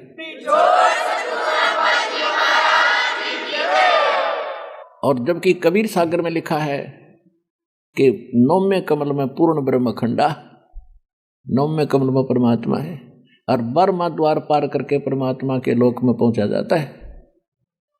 10वां द्वार तो इस 21 ब्रह्मांड में ही रह लेता है। 11वां द्वार जो है 21 ब्रह्मांड को पार करके जब हम 7 संग ब्रह्मांड इसके चारों तरफ और हैं, उस अक्षर पुरुष के उसमें जब प्रवेश करते हैं, वो 11वां द्वार है। उस 11वें द्वार को यानी उसके उरली साइड में अपने लोक में ये काल बैठा स्वयं, उसको रोके बैठा है। जब परमात्मा वहां पहुंचे, उसके निकट पहुंचे, तो परमात्मा ने कहा गरीबदास देख ये सामने बैठा है ना, ये है यहाँ का मालिक, देख वो बैठा सामने। क्योंकि उनकी दृष्टि हो जाती है आत्मा की, बहुत दूर तो का देख सकते हैं। तो कहा कि देखो वो बैठा, वो है काल, यहाँ 21 ब्रह्मांड का मालिक है। ये तपस्या बेटा देख, ये जीव जलन लाग रहे सामने, देखो जो तपस्या दिखाई दूर से ही, और वहाँ जीव ऐसे जैसे खील बना कर बड़े बुझे के वहाँ 1 लाख प्राणी सूक्ष्म शरीर में। ये तो ऊपर का कवर है, ये तो यहाँ रह जाता है, इसके अंदर ओरिजिनल बॉडी और है इसकी। जिसको सूक्ष्म शरीर कहते हैं। जैसे सांप कांचड़ी छोड़ देता है, वह कांचड़ी सांप जैसी होती है पर वो ओरिजिनल बॉडी नहीं है उसकी, ओरिजिनल बॉडी तो सांप गया अलग है। ऐसे इसमें एक शरीर और है अपना, तो उस शरीर में वहां डाला जाता है और वो चटक पटक करके हाहाकार मचिए। और वो किस लिए करता है? इसको श्राप लगा हुआ 1 लाख मानव शरीरधारी प्राणियों को नियत आहार करने का, उसको तपत चला पर भून का खाण का। तो हाहाकार मच रही। परमात्मा ने कहा बेटा जो सत भक्ति नहीं करते ना, पहले तो उनकी यहाँ दुर्गति, उसके बाद इसमें से ये गंध निकाल लेगा, जीव मरता नहीं, सूक्ष्म शरीर में भी नहीं मरता, वो भी नष्ट नहीं होता जल्दी से यहाँ की यातनाओं से। तो फिर इसके बाद ये कहाँ जाएंगे? ये दोबारा जाएंगे धर्मराज के पास। धर्मराज फिर इनको जैसे पुण्य और पाप के आधार से फिर जीवन दे देगा, और ये अपना पेट भरता है, तुम्हें इसलिए रोक रखे यहाँ।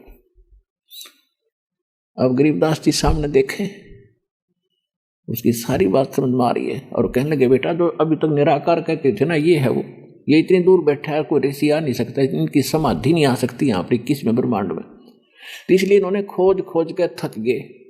इन्होंने लास्ट में अपना अनुभव बता दिया, गॉड इज फॉर्मलेस, परमात्मा निराकार है। कबीर साहब कहते हैं खोज खोज था किया, अंत का है बेचून, खोज खोज के थक के मिला नहीं तो निराकार बता दिया। और वेद के साकार है, शरीर है, नर आकार है, उसका नाम कबीर है। और पुराण बताती है, कुरान बताती है कि वह शरीर है, उसका नाम कबीर है और तकत पर बैठा है। तो जब कबीर साहब उसके निकट गए, कबीर साहब और गरीबदास जी काल के निकट गए, तो घर में द्वार के उरली साइड में बैठे हैं। परमात्मा ने कहा बेटा मेरे पास एक ऐसा मंत्र है, सतनाम जिसको कहते हैं, और सार नाम। अब मैं इसका उच्चारण करूंगा, देखिए इसका अपने आप सिर नीचे हो जाएगा। गरीबदास जी ने कबीर साहब को देखा, वो तो लीला कर रहे थे हमें बताने के लिए कि आपने इस मंत्र का इतना अभ्यास करना है, और जब ये आपत्ति आवे या ऐसा कोई दानव राक्षस आपको स्वप्न में भी दिखे तो मंत्र को याद कीजिए और वो तुरंत भाग जाएगा, निकट रुक नहीं सकता इसके सामने।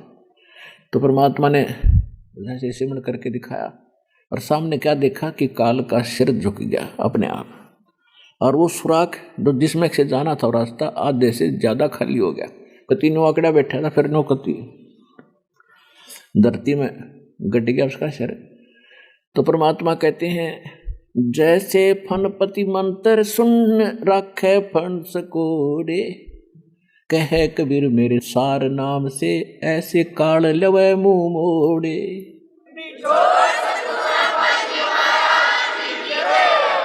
जैसे फनपति, फनपति माने सर्प, और गार्डू एक मंत्र बोल देता है, उसने फन ऐसे कर रखा हो तो उसी को तभी सीधा करके और नीचे को हो जाता है, उस फन को इकट्ठा सकोड़ लेता है, इकट्ठा कर लेता है, विवश होकर के जमीन पर लेट जाता है, ऐसा है बनकर।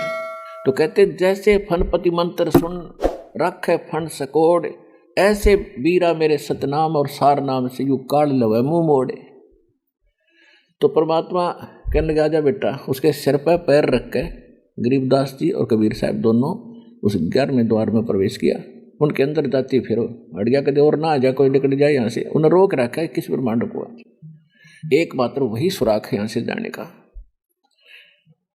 तो वहां अंदर जाके देखा 7 संग ब्रह्मांड का क्षेत्र आता है अक्षर पुरुष का। तो फिर परमात्मा गए अक्षर पुरुष के उस लोक में जहां उसका न्यायाधीश था, उससे भी ऐसे बातें, क्योंकि वहां यहाँ के जीवों का वहां कोई अकाउंट नहीं, वहां केवल उसके वहां से पार करने का एक टैक्स समझ लो, टोल टैक्स है। जो सतनाम के अंदर दूसरा मंत्र है, वो मंत्र तो ब्रह्म का है, इसको तो यहीं छोड़ देंगे, इसकी कमाई इसको दे देंगे, ये हमें जाने तब देगा। और दूसरा मंत्र सतनाम में जो दूसरा अक्षर है वो है उस अक्षर पुरुष की को देंगे उसकी कमाई, उसका वो टोल टैक्स है। तो वहां से फिर परमात्मा 12वें द्वार में पहुंचे, जो 7 शंख ब्रह्मांड पार करके सतलोक में प्रवेश होता है, वो 12वां द्वार है। असंग जन्म तन मर्त्या होगे जीवित क्यों न मरे रे, 12 दर महल मठ बोरे बहुर न दे धरे रे। गरीबदास जी ने फिर आके बताया कि असंग जन्म तन मर्त्या होगे जीवित क्यों न मरे रे, और 12 द्वार पार करके वहां है वो यथार्थ ठिकाना, दवा 10 दरमद महल मठ बोरे, बहुर ना दे धरेरी। वहां जाने के बाद फिर यह चलो चलो मिटेगी। अब जैसे परमात्मा यहाँ थे एक जिंदा महात्मा के रूप में, साधु के रूप में थे यहाँ से तो, और वहां जाकर गरीबदास जी को साथ लेकर के वहां पहुंचे जो असंग ब्रह्मांड का मालिक परम अक्षर ब्रह्म परम अक्षर पुरुष सिंहासन पर बैठा है, तख्त पर बैठा है। एक बहुत बड़ा गुम्बद है सफेद कलर का, नूर से बने हुए सारे महल हैं। वहां नूरी शरीर हो जाता है। वहां पहुंचने के बाद जीव आत्मा का अपना शरीर 16 सूर्य जितनी रोशनी के तुल उसका प्रकाश हो जाता है, और परमात्मा का जो शरीर है उसका एक रोम, रोम वैसे बाल न कहते हैं, बाल करोड़ सूर्य करोड़ चंद्रमा मिला दे उनसे भी अधिक रोशनी उसके एक रोम में समझो, एक रोम में या रोमकूप में समझो। तो बाकी बॉडी का कितना होगा, बाकी शरीर का अंडरस्टूड है। तो इतने अंतर है भगवान की शक्ति में भी, लेकिन आकार सेम है।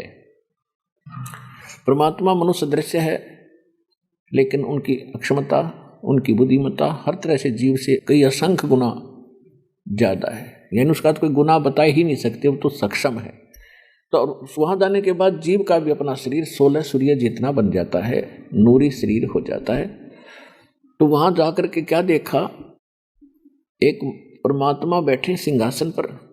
गरीबदास जी ने देखा कि भगवान तो ये है जो सामने बैठे, ये है वो अमर भगवान जो कभी नहीं मरता। ये स्थान बहुत अच्छा है, हरे चारों तरफ फलदार वृक्ष हैं, फलदार सारे जो है ना काजू किस्मत सेब संतरों ये सभी लगे हुए हैं, और परमात्मा वहाँ बैठे हैं। तो जाकर के नीचे से जो परमात्मा गए थे जिंदा महात्मा के रूप में, उन्होंने एक चंवर उठाया, चंवर रखा था वहाँ, और सिंहासन पर बैठे भगवान के ऊपर चंवर करने लगे। गरीबदास जी देख रहे कि सचमुच ये है भाई भगवान थे, ये है ओरिजिनल परमात्मा। बाबा जी इनका कोई नौकर नाकर है जो नीचे से आया है, उसने ये सोचा सर्वेंट है, इनका सेवक है। इतने में क्या हुआ, सिंहासन से भगवान उठे और नीचे से गए थे जो बाबा जी रूप में, वो बैठ गए उसी सिंहासन पर, और वो तेजो में शरीर वाला चंवर लेकर चंवर करने लगा, जैसे सेवक करा करें अपने गुरु जी के ऊपर। अब गरीबदास जी कभी बाबा जी की तरफ देख रहे हैं, कभी भगवान की तरफ देख रहे हैं कि ये क्या चक्कर भाई, बाबा जी भगवान की कुर्सी पर कैसे बैठ गया भाई। इतने में क्या हुआ कि तेजों में शरीर उस बाबा जी वाले शरीर में समा गया। चंवर अपने आप हो रहा ऊपर, अपने आप हवा में ऐसे चल रहा है। गरीबदास जी आश्चर्यचकित रहे। फिर परमात्मा ने कहा कि बेटा 100 छल छिद्र मैं करूं अपने धन के काज, मैं ही परमात्मा हूँ, सारी सृष्टि का रचनहार हूँ, मैं जितने चाहो रूप बना लेता हूँ, लेकिन मेरा वास्तविक रूप ये है जो मैं अब तुझे दिखा रहा हूँ। तो जो परमात्मा उस पर विराजमान हुए वो शरीर उतना ही तेजों में हो गया, और कहा कि मैं बनारस के अंदर काशी में 120 वर्ष रहा, कबीर मेरा नाम है, वास्तविक नाम भी मेरा कबीर है, और वहाँ 120 वर्ष रहा, जनता को ज्ञान समझाया, लेकिन बेटा किसी ने इधर ध्यान नहीं दिया। काल ने सबको भ्रमित कर रखा है, और आपको मैं ऐसा ज्ञान दूंगा, आप इसको लिपिबद्ध करवा देना, नीचे लिखवा देना, आने वाले समय में तू गवाह बनेगा मेरा, और तेरे भाई बहन मुझे पहचान लेंगे। अभी तक सबकी बुद्धि इन काल के तीनों पुत्रों पर, एक ने तो को पूजदा ही नहीं, ब्रह्मा जी ने, विष्णु और शंकर भगवान पर, इन पर सेट हो रही, और कोई दुर्गा देवी पर लग रहा है, कोई भूत पित्र पर पूजन पर लगा रखा है। इस काल ने सबकी मति उल्टी कर रखी है, और तुम सभी मेरे बच्चे हो, तुम यहाँ से गए हो, देखिए इनके सबके महल मकान ये सारे खाली पड़े, ये क्षेत्र दिखाया मालिक ने, अब ये देखो ये सारा क्षेत्र, वो नीचे गए हुए जितने प्राणी है उनका सारा, क्योंकि वहाँ एक ऐसी दिव्य दृष्टि है प्रत्येक प्राणी को प्राप्त होती है। वहाँ बैठा पता नहीं कहाँ तक देख सकता है, वहाँ जाकर आपको यहाँ से भी देख सकते हैं, आपको बिल्कुल एक एक जीव का कहाँ कैसे, क्योंकि वो उसके लिए बाधा नहीं है उस दृष्टि के, ना कोई दीवार ना कोई शेड की टीन, उसमें कोई बाधा नहीं करती। तो सब देखा। तो अब देखो नीचे वो जहाँ तुम रहते हो वो कैसा लोक, वो ऐसा लगता है जैसे कीड़े मकोड़े घुमा करते हैं, उस लोक को देखकर कीड़े मकोड़े घूमते रहते हैं, जैसे ऐसे नजर आते हैं यहाँ के सब जीव, क्योंकि यहाँ की स्थिति और उसकी तुलना बहुत अंतर है, इसलिए उसको सतलोक कहा है, सुख सागर कहा है। तो गरीबदास जी से कहा कि जा बेटा तू वापस जा, और नहीं तो तेरे शरीर को नष्ट कर देंगे नीचे वाले को। अब गरीबदास जी कहने लगे भगवान मैं नीचे नहीं जाता, अब ना भेजो, वहां ना भेजो परमात्मा, वहां तो बहुत गंदा लोग है, वहां तो 10 20 50 वर्ष में फिर मृत्यु होनी होगी, पता नहीं कहाँ जाएंगे हम। ये भगवान मुझे यहीं रख ले परमात्मा, या तो ये लोक नहीं दिखाना था मेरे को, अरे वापस ना भेजो। परमात्मा ने कहा बेटा ऐसे नहीं रह सकते, क्योंकि आप यहाँ से जब गए भक्ति युक्त थे, अब वो व्यक्ति वापस वही आ सकता है जो इतनी ही भक्ति युक्त होकर, शक्ति युक्त होकर यहाँ आएगा। यहाँ तक फिर वैसे आ नहीं सकते, और आप अपनी इच्छा से गए थे, अब यहाँ मैं रखूँगा नहीं, एक नियम है। और दूसरी बात यह है कि आप जाओ, आप अपने भाई बहनों को समझाओ, मेरे गवाह बनो, और बड़ा परोपकार होगा आपका, और मैं तेरे साथ रहूँगा बेटा, चिंता ना करिए, मैं तेरे साथ रहूँगा, याद करेगा, तेरे पास खड़ा पाऊँगा। मैं तो 1 सेकंड में आ जाता हूँ, सेकंड के भी कुछ अंश में तेरे पास होऊंगा। ये तो वो देख ही चके सुके थे उनकी शक्ति को, और आप जाइए, नहीं तो आपके शरीर को खराब कर देंगे। उधर से क्या हुआ कि कुछ समय के बाद, 5-7 घंटों के बाद, 5-4 घंटों के बाद, क्योंकि सुबह 10 बजे की बात थी, शाम के 5-6 बजे से उन्होंने 5-4 बजे देखा कि भाई वो लड़की का लड़का नहीं, गरीबू कहा करते थे गरीबदास जी को, गरीबू कहने लगे, रो गरीबू कहाँ है, देखो तो वो कहाँ है। अब उसका समय आ गया है गौवों को घेरने का, फिर घर भी चलेंगे। तो उन्होंने पहुँचे, देखा, वहाँ जा करके 2-3 दिन गए, उन्होंने देखा कि भगत बैठा है, बाबा जी है नहीं। तो उन्होंने जाके आवाज़ लगाई पहले तो कि गरीबू आजा भाई, गरीबू आजा, तेरी पारी आ गई, तेरा नंबर आ गया गाय घेरन का। अब वहाँ वो थे ही नहीं, वो तो जा रहे सतलोक में सैर सपट्टे को। वो आवाज़ लगाते लगाते निकट पहुँच गए और पकड़ के कहने लगे भगत जी खड़ा हो, कहाँ आसन लगाए बैठा है, समाधि लगाए बैठा है। वो गिर गया, ऐसे गिर गए तो वो चिंतित हो गए, तो मर गया, सांस नहीं। तो उन्होंने दूसरे पालियों को आवाज़ लगाई, वो सब भाग कर इकट्ठे हुए, क्या हो गया कि बाबा जी ने मार दिया जंतर मंतर करके, ये तो मर गया भाई। तो गांव की तरफ भाग लिए, 2-3 जने गांव में आकर बताया, तो माता पिता का इकलौता पुत्र था, सुनते ही दोनों बेहोश हो गए कि 10-12 वर्ष विवाह के बाद तो प्राप्त हुआ था, और 10 वर्ष का होकर उसकी मृत्यु होगी। अब घर के रहे ना घाट के, दोनों माता पिता भी अचेत हो गए। गांव के लोग इकट्ठे होकर के उस बच्चे को लेने के लिए चले, वापस लाए, चिता पर रख दिया फूकने के लिए, अंतिम संस्कार करने के लिए, जलाने के लिए। उधर से परमात्मा ने वो आत्मा को वापस भेज दिया, बेटा जा, ना तेरे शरीर का नाश करेंगे। ज्यों ही गरीबदास जी वापस आए, चिता के ऊपर उनकी चेतना आ गई दोबारा, और अपने आप जो बंधन बांध रखे थे ना, उस पर ले जाते हैं डाल के अर्थी के ऊपर, उस पर रस्सा बांध के ले जाते हैं कि गिरना जा 100 रास्ते में। तो वो अपने रखे ही था, वो अपने आप खुल गए, टूट गए, और एकदम खड़े हुए नीचे आकर, और ऐसे देख रहे हैं जैसे कोई सपना सा देख कर उठा हो। यदि स्वप्न देखा होता तो बात आई गई हो जाती। अब सामने देखा, हाहाकार मचली, रौन लाग रहे गांव के नगर के लोग, चिता पर रखा हुआ है। तो गरीबदास जी का पक्का हो गया, सपना नहीं, सचमुच सच्ची था। तो उसी दिन से ये वाणी जो परमात्मा ने उनके अंदर फीड कर दी थी, उसी दिन से इस वाणी को वो बोलने लगे। और पुण्यात्माओं, परमात्मा ने कबीर सागर में बताया है कि 12वां पंथ जो आवेगा, संवत 1774 हुई, तात दिन प्रेम प्रगटे जग सोई। वो 12वां पंथ गरीबदास जी का पंथ होगा। 600 वर्ष पहले भगवान लिखवा के गए थे, और धर्मदास जी ने लिखा है कबीर सागर में, आज प्रमाण है। आप समझ में आओगे आपको बात।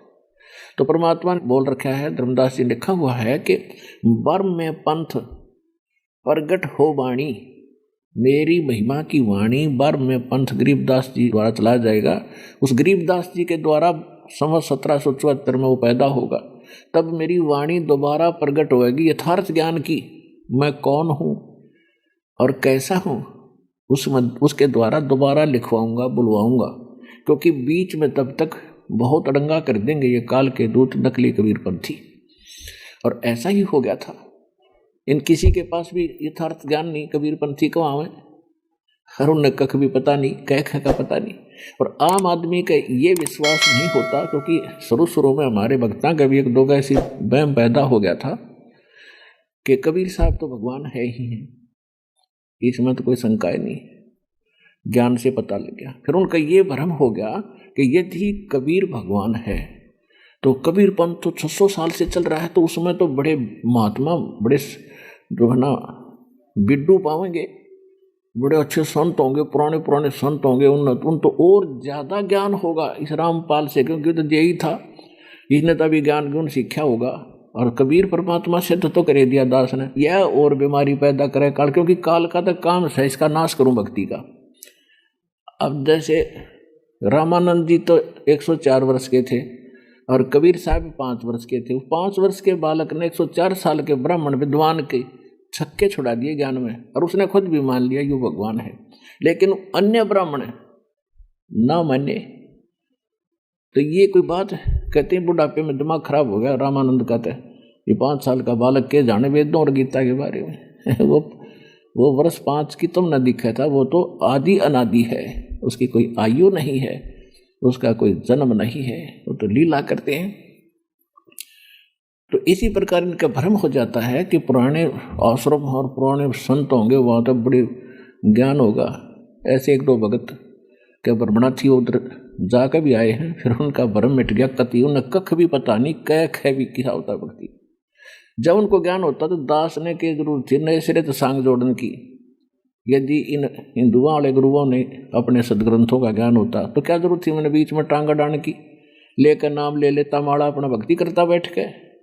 इनके किसी के पास भी कख नहीं पाया जब दास पर दया करी दाता ने। एक ना भूला, 2 ना भूली, भूली सब संसारी, सारा संसार भूल रहा था।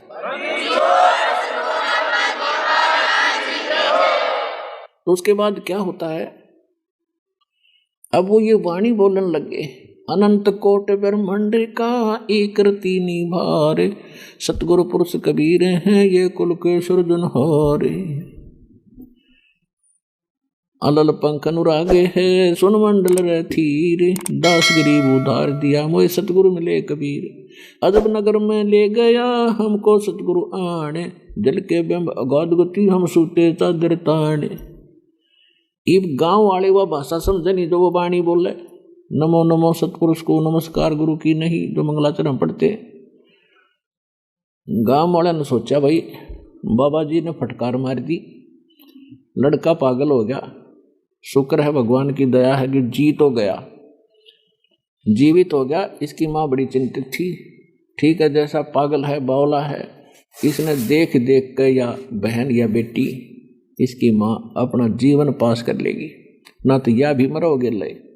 तो ये संतोष किया उन भोरी जनता ने कि पागल तो हो गया और ये चलो जीवित हो गया, जैसा भी अपना टाइम पास हो जाएगा। ऐसे 3 वर्ष के बाद जब 13 वर्ष के गरीबदास जी हो गए, यही वाणी बोले को बात कर उससे भी यही बोले, जैसे आगे गए ना बावड़े रहते भी सब जा, बिन साहिब की बंदगी कहीं ठोर ठिकाना ना। सबने बोला, जिस दो सामने बात करे उसने यह वाणी बोले, वो ने पागल है सारा दिन ये कहता रहता चलो चलो। और वो बतावा साची कि यहाँ कोई ठिकाना नहीं है, तुम गंदे लोक में रह रहे हो। एक और स्थान है जहाँ मैं देख कर आया हूँ। अब वह उनका पल्ला पड़ा नहीं, तो वो उसने पागल के, पर गरीबदास ने वो सारे पागल लग गए, वो तो थे ही पागल। जब गरीबदास जी कहते हैं बिन उपदेश अचंभ है, ये क्यों जीवत है प्राण, और भक्ति बिना कहाँ ठौड़ है ये नर नाही पाषाण। कहते बिना नाम के बिना भक्ति के ये जी की सांस पर रहे हैं, ये मनुष्य नहीं, ये पत्थर है, इन मकल नाम की चीज नहीं।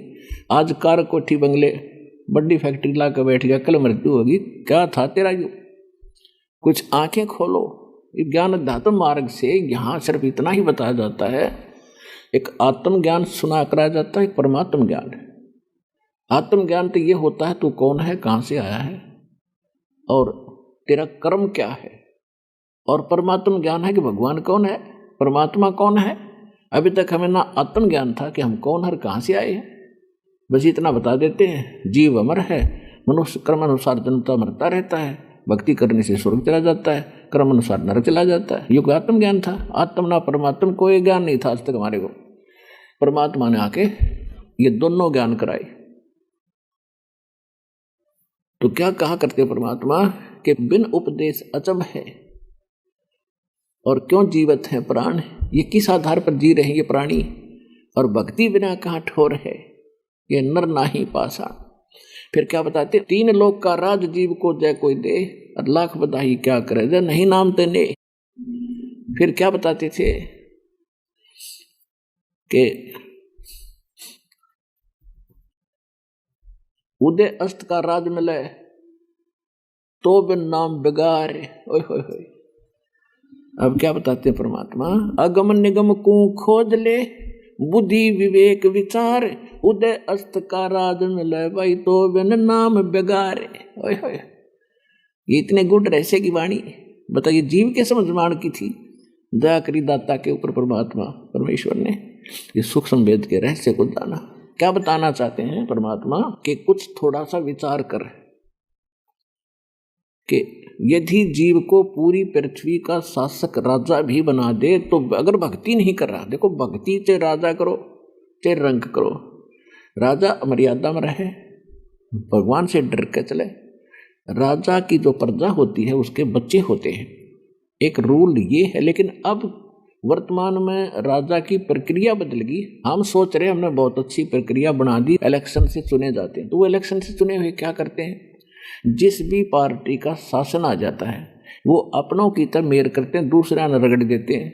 बताओ, राजा का काम नहीं कर रहे होते, एक दुश्मन का भी काम साथ कर रहे। राजा का काम है, प्रजा का पिता होता है, और बाप अपनी सारी संतान को एक दृष्टि से देखा करता है। वो अलग बात है, कोई नकम्मा लड़का है, बेटा है, बेटी, उसको खुरकाना धमकाना तो पड़ जाता है बाप ने, लेकिन फिर भी उनका अहित नहीं सोचता। तो वर्तमान में इन राजाओं की क्रियाएं बदल गई, इनके विचार बदल गए, ये कलयुगी राजा कहलाते हैं। तो राजा पूरी प्रजा का पिता होता है। और यहाँ क्या बताते हैं कि राजा भी भक्ति करे और अपने कर्तव्य कर्म करे, बस बुरा नहीं करे किसी का स्वप्न में।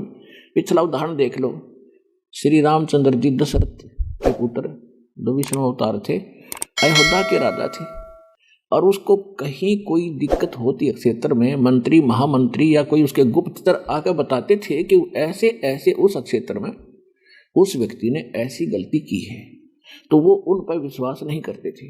स्वयं वेश बदलकर किसी भी रूप में जाकर वहाँ लोगों की चर्चा सुनते थे और वहाँ तक भी पहुँचते थे, उनसे भी बातें करते थे, भाई क्या हुआ कैसे हुआ। जब कति निर्णय पता लग जाता, अपनी आँखों कानों सुन लेते, तब निर्णय लिया करते थे। वर्तमान में कोई कहे दो उसकी पार्टी वाला फलाने ने ऐसे कर दिया जी, अपने ये हो जाएगा, रगड़ दो उसको, तो ये अपने कर्म बिगाड़ रहे हैं, कालनातीत बिगड़वाने हैं, ये इसी के बच्चे हैं। राजा भी उसी का बच्चा, प्रजा भी उसी के बच्चे। लेकिन राजा का कर्तव्य नेक हो।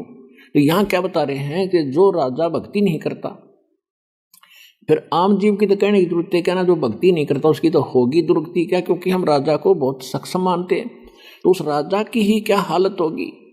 क्या बताते हैं कि अगम निगम को खोज ले बुद्धि विवेक विचार, उदय अस्त का राज मिले तो बिन नाम बिगार। ओए होए। अब बिगार की डेफिनेशन बताएंगे, आपको नहीं पता होगा। यहाँ हरियाणा की भाषा में तकरीबन ये वाणी बोली गई है। इसको समझाने के लिए गुरु टीचर मीडिया की आवश्यकता होती है, ताकि वो सभी को सिंपल करके समझावे इन सदग्रंथों को। ये सूक्ष्म वेद है। बिगार का मतलब होता है जिसमें इनकम कती ना हो, खर्चा हो। जैसे पहले पुलिस वालों के पास ये गाड़ी नहीं हुआ करती, जीप जाप नहीं होती थी, ये किसी भी सवारी ढोने वाले व्हीकल ने जीप को या थ्री व्हीलर को पकड़ ले जाते थे, उससे अपना रेड लगाते थे।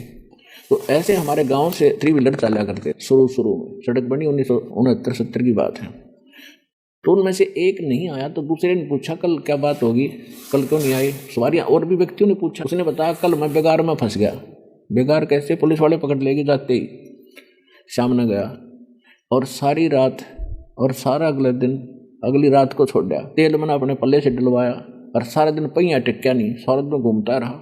तो कहने का भाव यह है कि जैसे थ्री व्हीलर चलता है तो वो नहीं सोचा करे घनी कमाई करेगा आज यू, तो वो चलता दिखा था। और आम आदमी ने सोच रहा होगा कि वो कोई बड़ी कहीं दूर लंबे सफर पर जा रहा, अच्छी कमाई करके लिया होगा। और वो पल्ले से अपने जेब से तेल डलवा रहा था, अपने पल्ले से रोटी खा रहा था, और सारा दिन घुमा रहा था, पहिया टेका नहीं, और चवन्नी की इनकम नहीं, इनकम के साथ में खर्च और हो गया, इनकम तो छोड़ो। तो उसने वो बेगार कहा करते, कहा मैंने बेगार ढोई सारा दिन, यानी पल्ले कुछ मिला नहीं, खर्चा घना हुआ और पहिया टिक्या नहीं, सारा दिन भागता रहा पागल की तरह। तो यहाँ परमात्मा इस शब्द से क्या समझाना चाहते हैं कि अगम निगम को खोज ले और बुद्धि विवेक विचार, उदय अस्त का राज मिले तो बिन नाम बेगार। देखो पूर्व जन्म के पुण्य संस्कारों से कोई उच्च पद प्राप्त होती है, कि चाहे कोई सेठ बनता है, कोई IAS IPS बनता है, इंजीनियर डॉक्टर बनता है, जज बनता है, या मंत्री मुख्यमंत्री प्रधानमंत्री राष्ट्रपति बनता है, तो ये पिछले पुण्य कर्म से बनता है। जैसे पहले किसी की इन्वर्टर की बैटरी चार्ज है, अब जिसकी अच्छी बड़ी बैटरी हो तो सारा दिन भी चल पड़े मनमान, 1-2 पंखा रे कूलर चल पड़े, उसने आगे चार्जर नहीं लगा रखा है ना उस बैटरियों के, चार्जर इन्वर्टर के, तो फिर भी चलती दिखेंगी वह, लेकिन वो एकदम खत्म होंगी, फिर एकदम डाउन मार जाएंगे, वो डिस्चार्ज हो जाएंगे। इसी प्रकार ये जो जितने भी राजा को ही लेकर चलते हैं, उसके बाद अन्य की सबकी सती थी उस समय आ जाती है, जब उसके साथ यह बनेगी तो बाकियों के साथ क्या होगा, अंडरस्टूड है। तो राजा के पूर्व जन्म की बैटरी जब तक चार्ज थी, यानी उसके जो पुण्य थे, उसके जो जेब में पैसे थे, उसको वो खर्च कर रहा था। अरनू देखो वहाँ मीटिंग कर रहा है, वहाँ फिर जा रहा है, कल वहाँ उसके स्वागत में खड़े हैं, सारा दिन और ऐसे सारा जीवन व्यतीत कर दिया, आगे पाछे उसके चहल पहल रहती है। तो वो क्या कर रहा है, वो बेगार कर रहा है, बेगार अपनी पूंजी नाश कर रहा है। चवन्नी का इनकम नहीं, यानी सतभक्ति नहीं उसके पास, और अपने पुनों को स्वयं ही बर्बाद कर रहा, खर्चा रोज हो रहा है और इनकम है नहीं, उसको बेगार कहते हैं। चाहे वो कुछ बना रहा, अगले दिन आज राष्ट्रपति प्रधानमंत्री किसी देश का है, मृत्यु के उपरांत वो पशु योनि में गधा बन गया, वो खाक राष्ट्रपति रहा, फिर क्या प्रधानमंत्री बना। तो परमात्मा ये याद दिलाना चाहते हैं, अगम निगम को खोज ले, बुद्धि विवेक विचार और उदय अस्त का राज मिले तो बिन नाम बेगार। अब ये बातें आपके कलेजे में लगनी चाहिए, ये बात कहने सुन की नहीं, ये कर पाड़न की है। गरीबदास साहिब ने परमात्मा से प्राप्त ज्ञान के आधार से हमें बताया है कि ये बातें केवल हमने कह दी और तुमने सुन ली, अब बहुत बढ़िया बताई, यहीं तक सीमित नहीं रखना, ये कर पाड़न की है। इनको पर अमल करके इनको यहाँ से निकलने की चेष्टा कर, हाथ पा मारना शुरू करो, तड़प बनाओ अंदर, फिर साथ देगा भगवान आपको। अभी तक तो आप यहाँ टेके बैठे हो, आपने सोचो बस ठीक है, फलाना सुख हो जा, धकड़ा सुख हो जा, बस ठीक है भगवान बढ़िया, ये तो सुख होंगे ही होंगे क्योंकि आपको भक्ति ऐसी मिल गई। लेकिन ये फिर झूठा सुख बताया, 1 मिनट में मृत्यु हो जाए, सुख न के सिर पर धरांगे, तो यहाँ कितना धनी हो जाओ। तो ये बातें याद रखने की है। अब ये ज्ञान गरीबदास जी वाणी से बोला करते थे, वो उसका विश्लेषण नहीं करते थे, उनको अधिकार नहीं था, क्योंकि ऐसा विश्लेषण ये कर देते तो ये सारे के सारे इस ज्ञान में घमोड़ रहे होते। अधिकारी वो है नहीं, अधिकारी के बगैर ये मंत्र काम नहीं करे। चाहे वैसे किसी मंत्र ने मुझे दास से लेकर कोई नकली आगे बन के पंत संत बैठ जाइयो, उससे कोई लाभ नहीं होगा, डुप्लीकेट पासपोर्ट होगा उसका, वो कहीं काम नहीं आएगा। तो कुछ दिनों के बाद क्या हुआ, एक दादू पंथ का एक संत बना हुआ था, गृहस्थी लाला जी था, सेठ, 60-65 साल की उम्र हो गई थी, घर त्याग के अपने दादू पंथ का प्रचार किया करता। छुडानी में उसका एक शिष्य भी था। वैसे 2-3 साल के बाद फिर आया, उस शिष्य के घर रुका, और दादू साहब जी कोई परमात्मा आए थे ऐसे ही गरीबदास जी की तरह, 7-8 वर्ष के थे दादू जी, बालका में खेल रहे थे बनी में, और वहाँ उनको ऐसे ही सचखंड लेकर गए थे, अपने लोटे से एक पान के पत्ते पर रख कर जल पिलाया था, क्योंकि जल परवाना ये पान परवाना होता जो पेय पदार्थ के साथ दिया जाता प्रथम मंत्र में। फिर नहीं, परमात्मा ने दास को बताया वही इस तरह आपको यहाँ से प्रथम मंत्र के साथ पान परवाना दिया जाता है, मिश्री और वो मंत्रित जल होता है एक, वो पान परवाना कहलाते हैं। गरीबदास जी को गाय के दूध के साथ दिया था, और दादू साहब जी को उस पान के पत्ते पर रख कर एक जल अपने करमंडल से डाला, तो वो दे करके सचखंड लेकर गए थे। फिर 3 दिन और 3 रात तक बेहोश रहे थे दादू जी, सबने मृत जान लिया था, सारे रिलेटिव इकट्ठे हो गए थे, रिश्तेदार आकर बैठ गए थे, उसके अंतिम सांस गिने थे, कब मरेगा, कब सांस पूरे होंगे। इतने में वापस भेज दिया था, एकदम उठे दादू जी। अगर दादू जी को वहाँ वो ना दिखाई देते, सारे इकट्ठे हुए, तो इन्होंने सोचा वो सपना था कोई, और जब देखा हाहाकार मच रही जब चीख सचमुच, तो तब दादू साहिब जी ने कहा था, जिन मुझको निज नाम दिया सोए सतगुरु हमार, दादू दूसरा कोई नहीं कबीर सिरजनहार। तो ये वाणी दादू साहिब जी के मूल ग्रंथ के अंदर है। वर्तमान में उन्होंने उन वाणियों को निकाल दिया क्योंकि परमात्मा ने गुप्त रखना था। फिर दादू जी की बुद्धि फेर दी, वो और ज्ञान बताते रहे, वो जो बताना था वो लिख दिया था। अब उन्होंने वो वाणी निकाल दी उसमें से मूल ग्रंथ में, वो जो कि तुम आज भी है। वो जो दादूपंथी संत गोपाल दास था वो इस बात का परिचित था, संतों की वाणी को बहुत अच्छी तरह जानता था और उनको से प्रभावित था। गोपाल दास जो दादूपंथी संत छुड़ानी में अपने शिष्य के यहाँ आके रुका, तो शिष्य ने गांव का था, उसने कहा कि महाराज जी संतों की विद्या संत ही काटा करते हैं। हमारे एक लड़की का लड़का है और उसको एक बाबा जी ने जादू जंतर करके कुंवारी गाय का दूध निकाल दिया, वो बच्चे को पिला दिया, वो पागल हो गया, मर गया था, वो तो मृत्यु को प्राप्त हो गया था। भगवान की दया हुई, जीवित हो गया पर पागल हो गया। सुना है संतों की विद्या संत ही काटा करते हैं, आप दया करो उस पर, जब ठीक हो जावे तो रजा करो। भगवान की दया हुई, जीवित हो गया पर पागल हो गया। सुना है संतों की विद्या संत ही काटा करते हैं, आप दया करो उस पर, जब ठीक हो जावे तो रजा करो। उसने कहा भी लाओ उस लड़के को बुला लाओ यहाँ पर।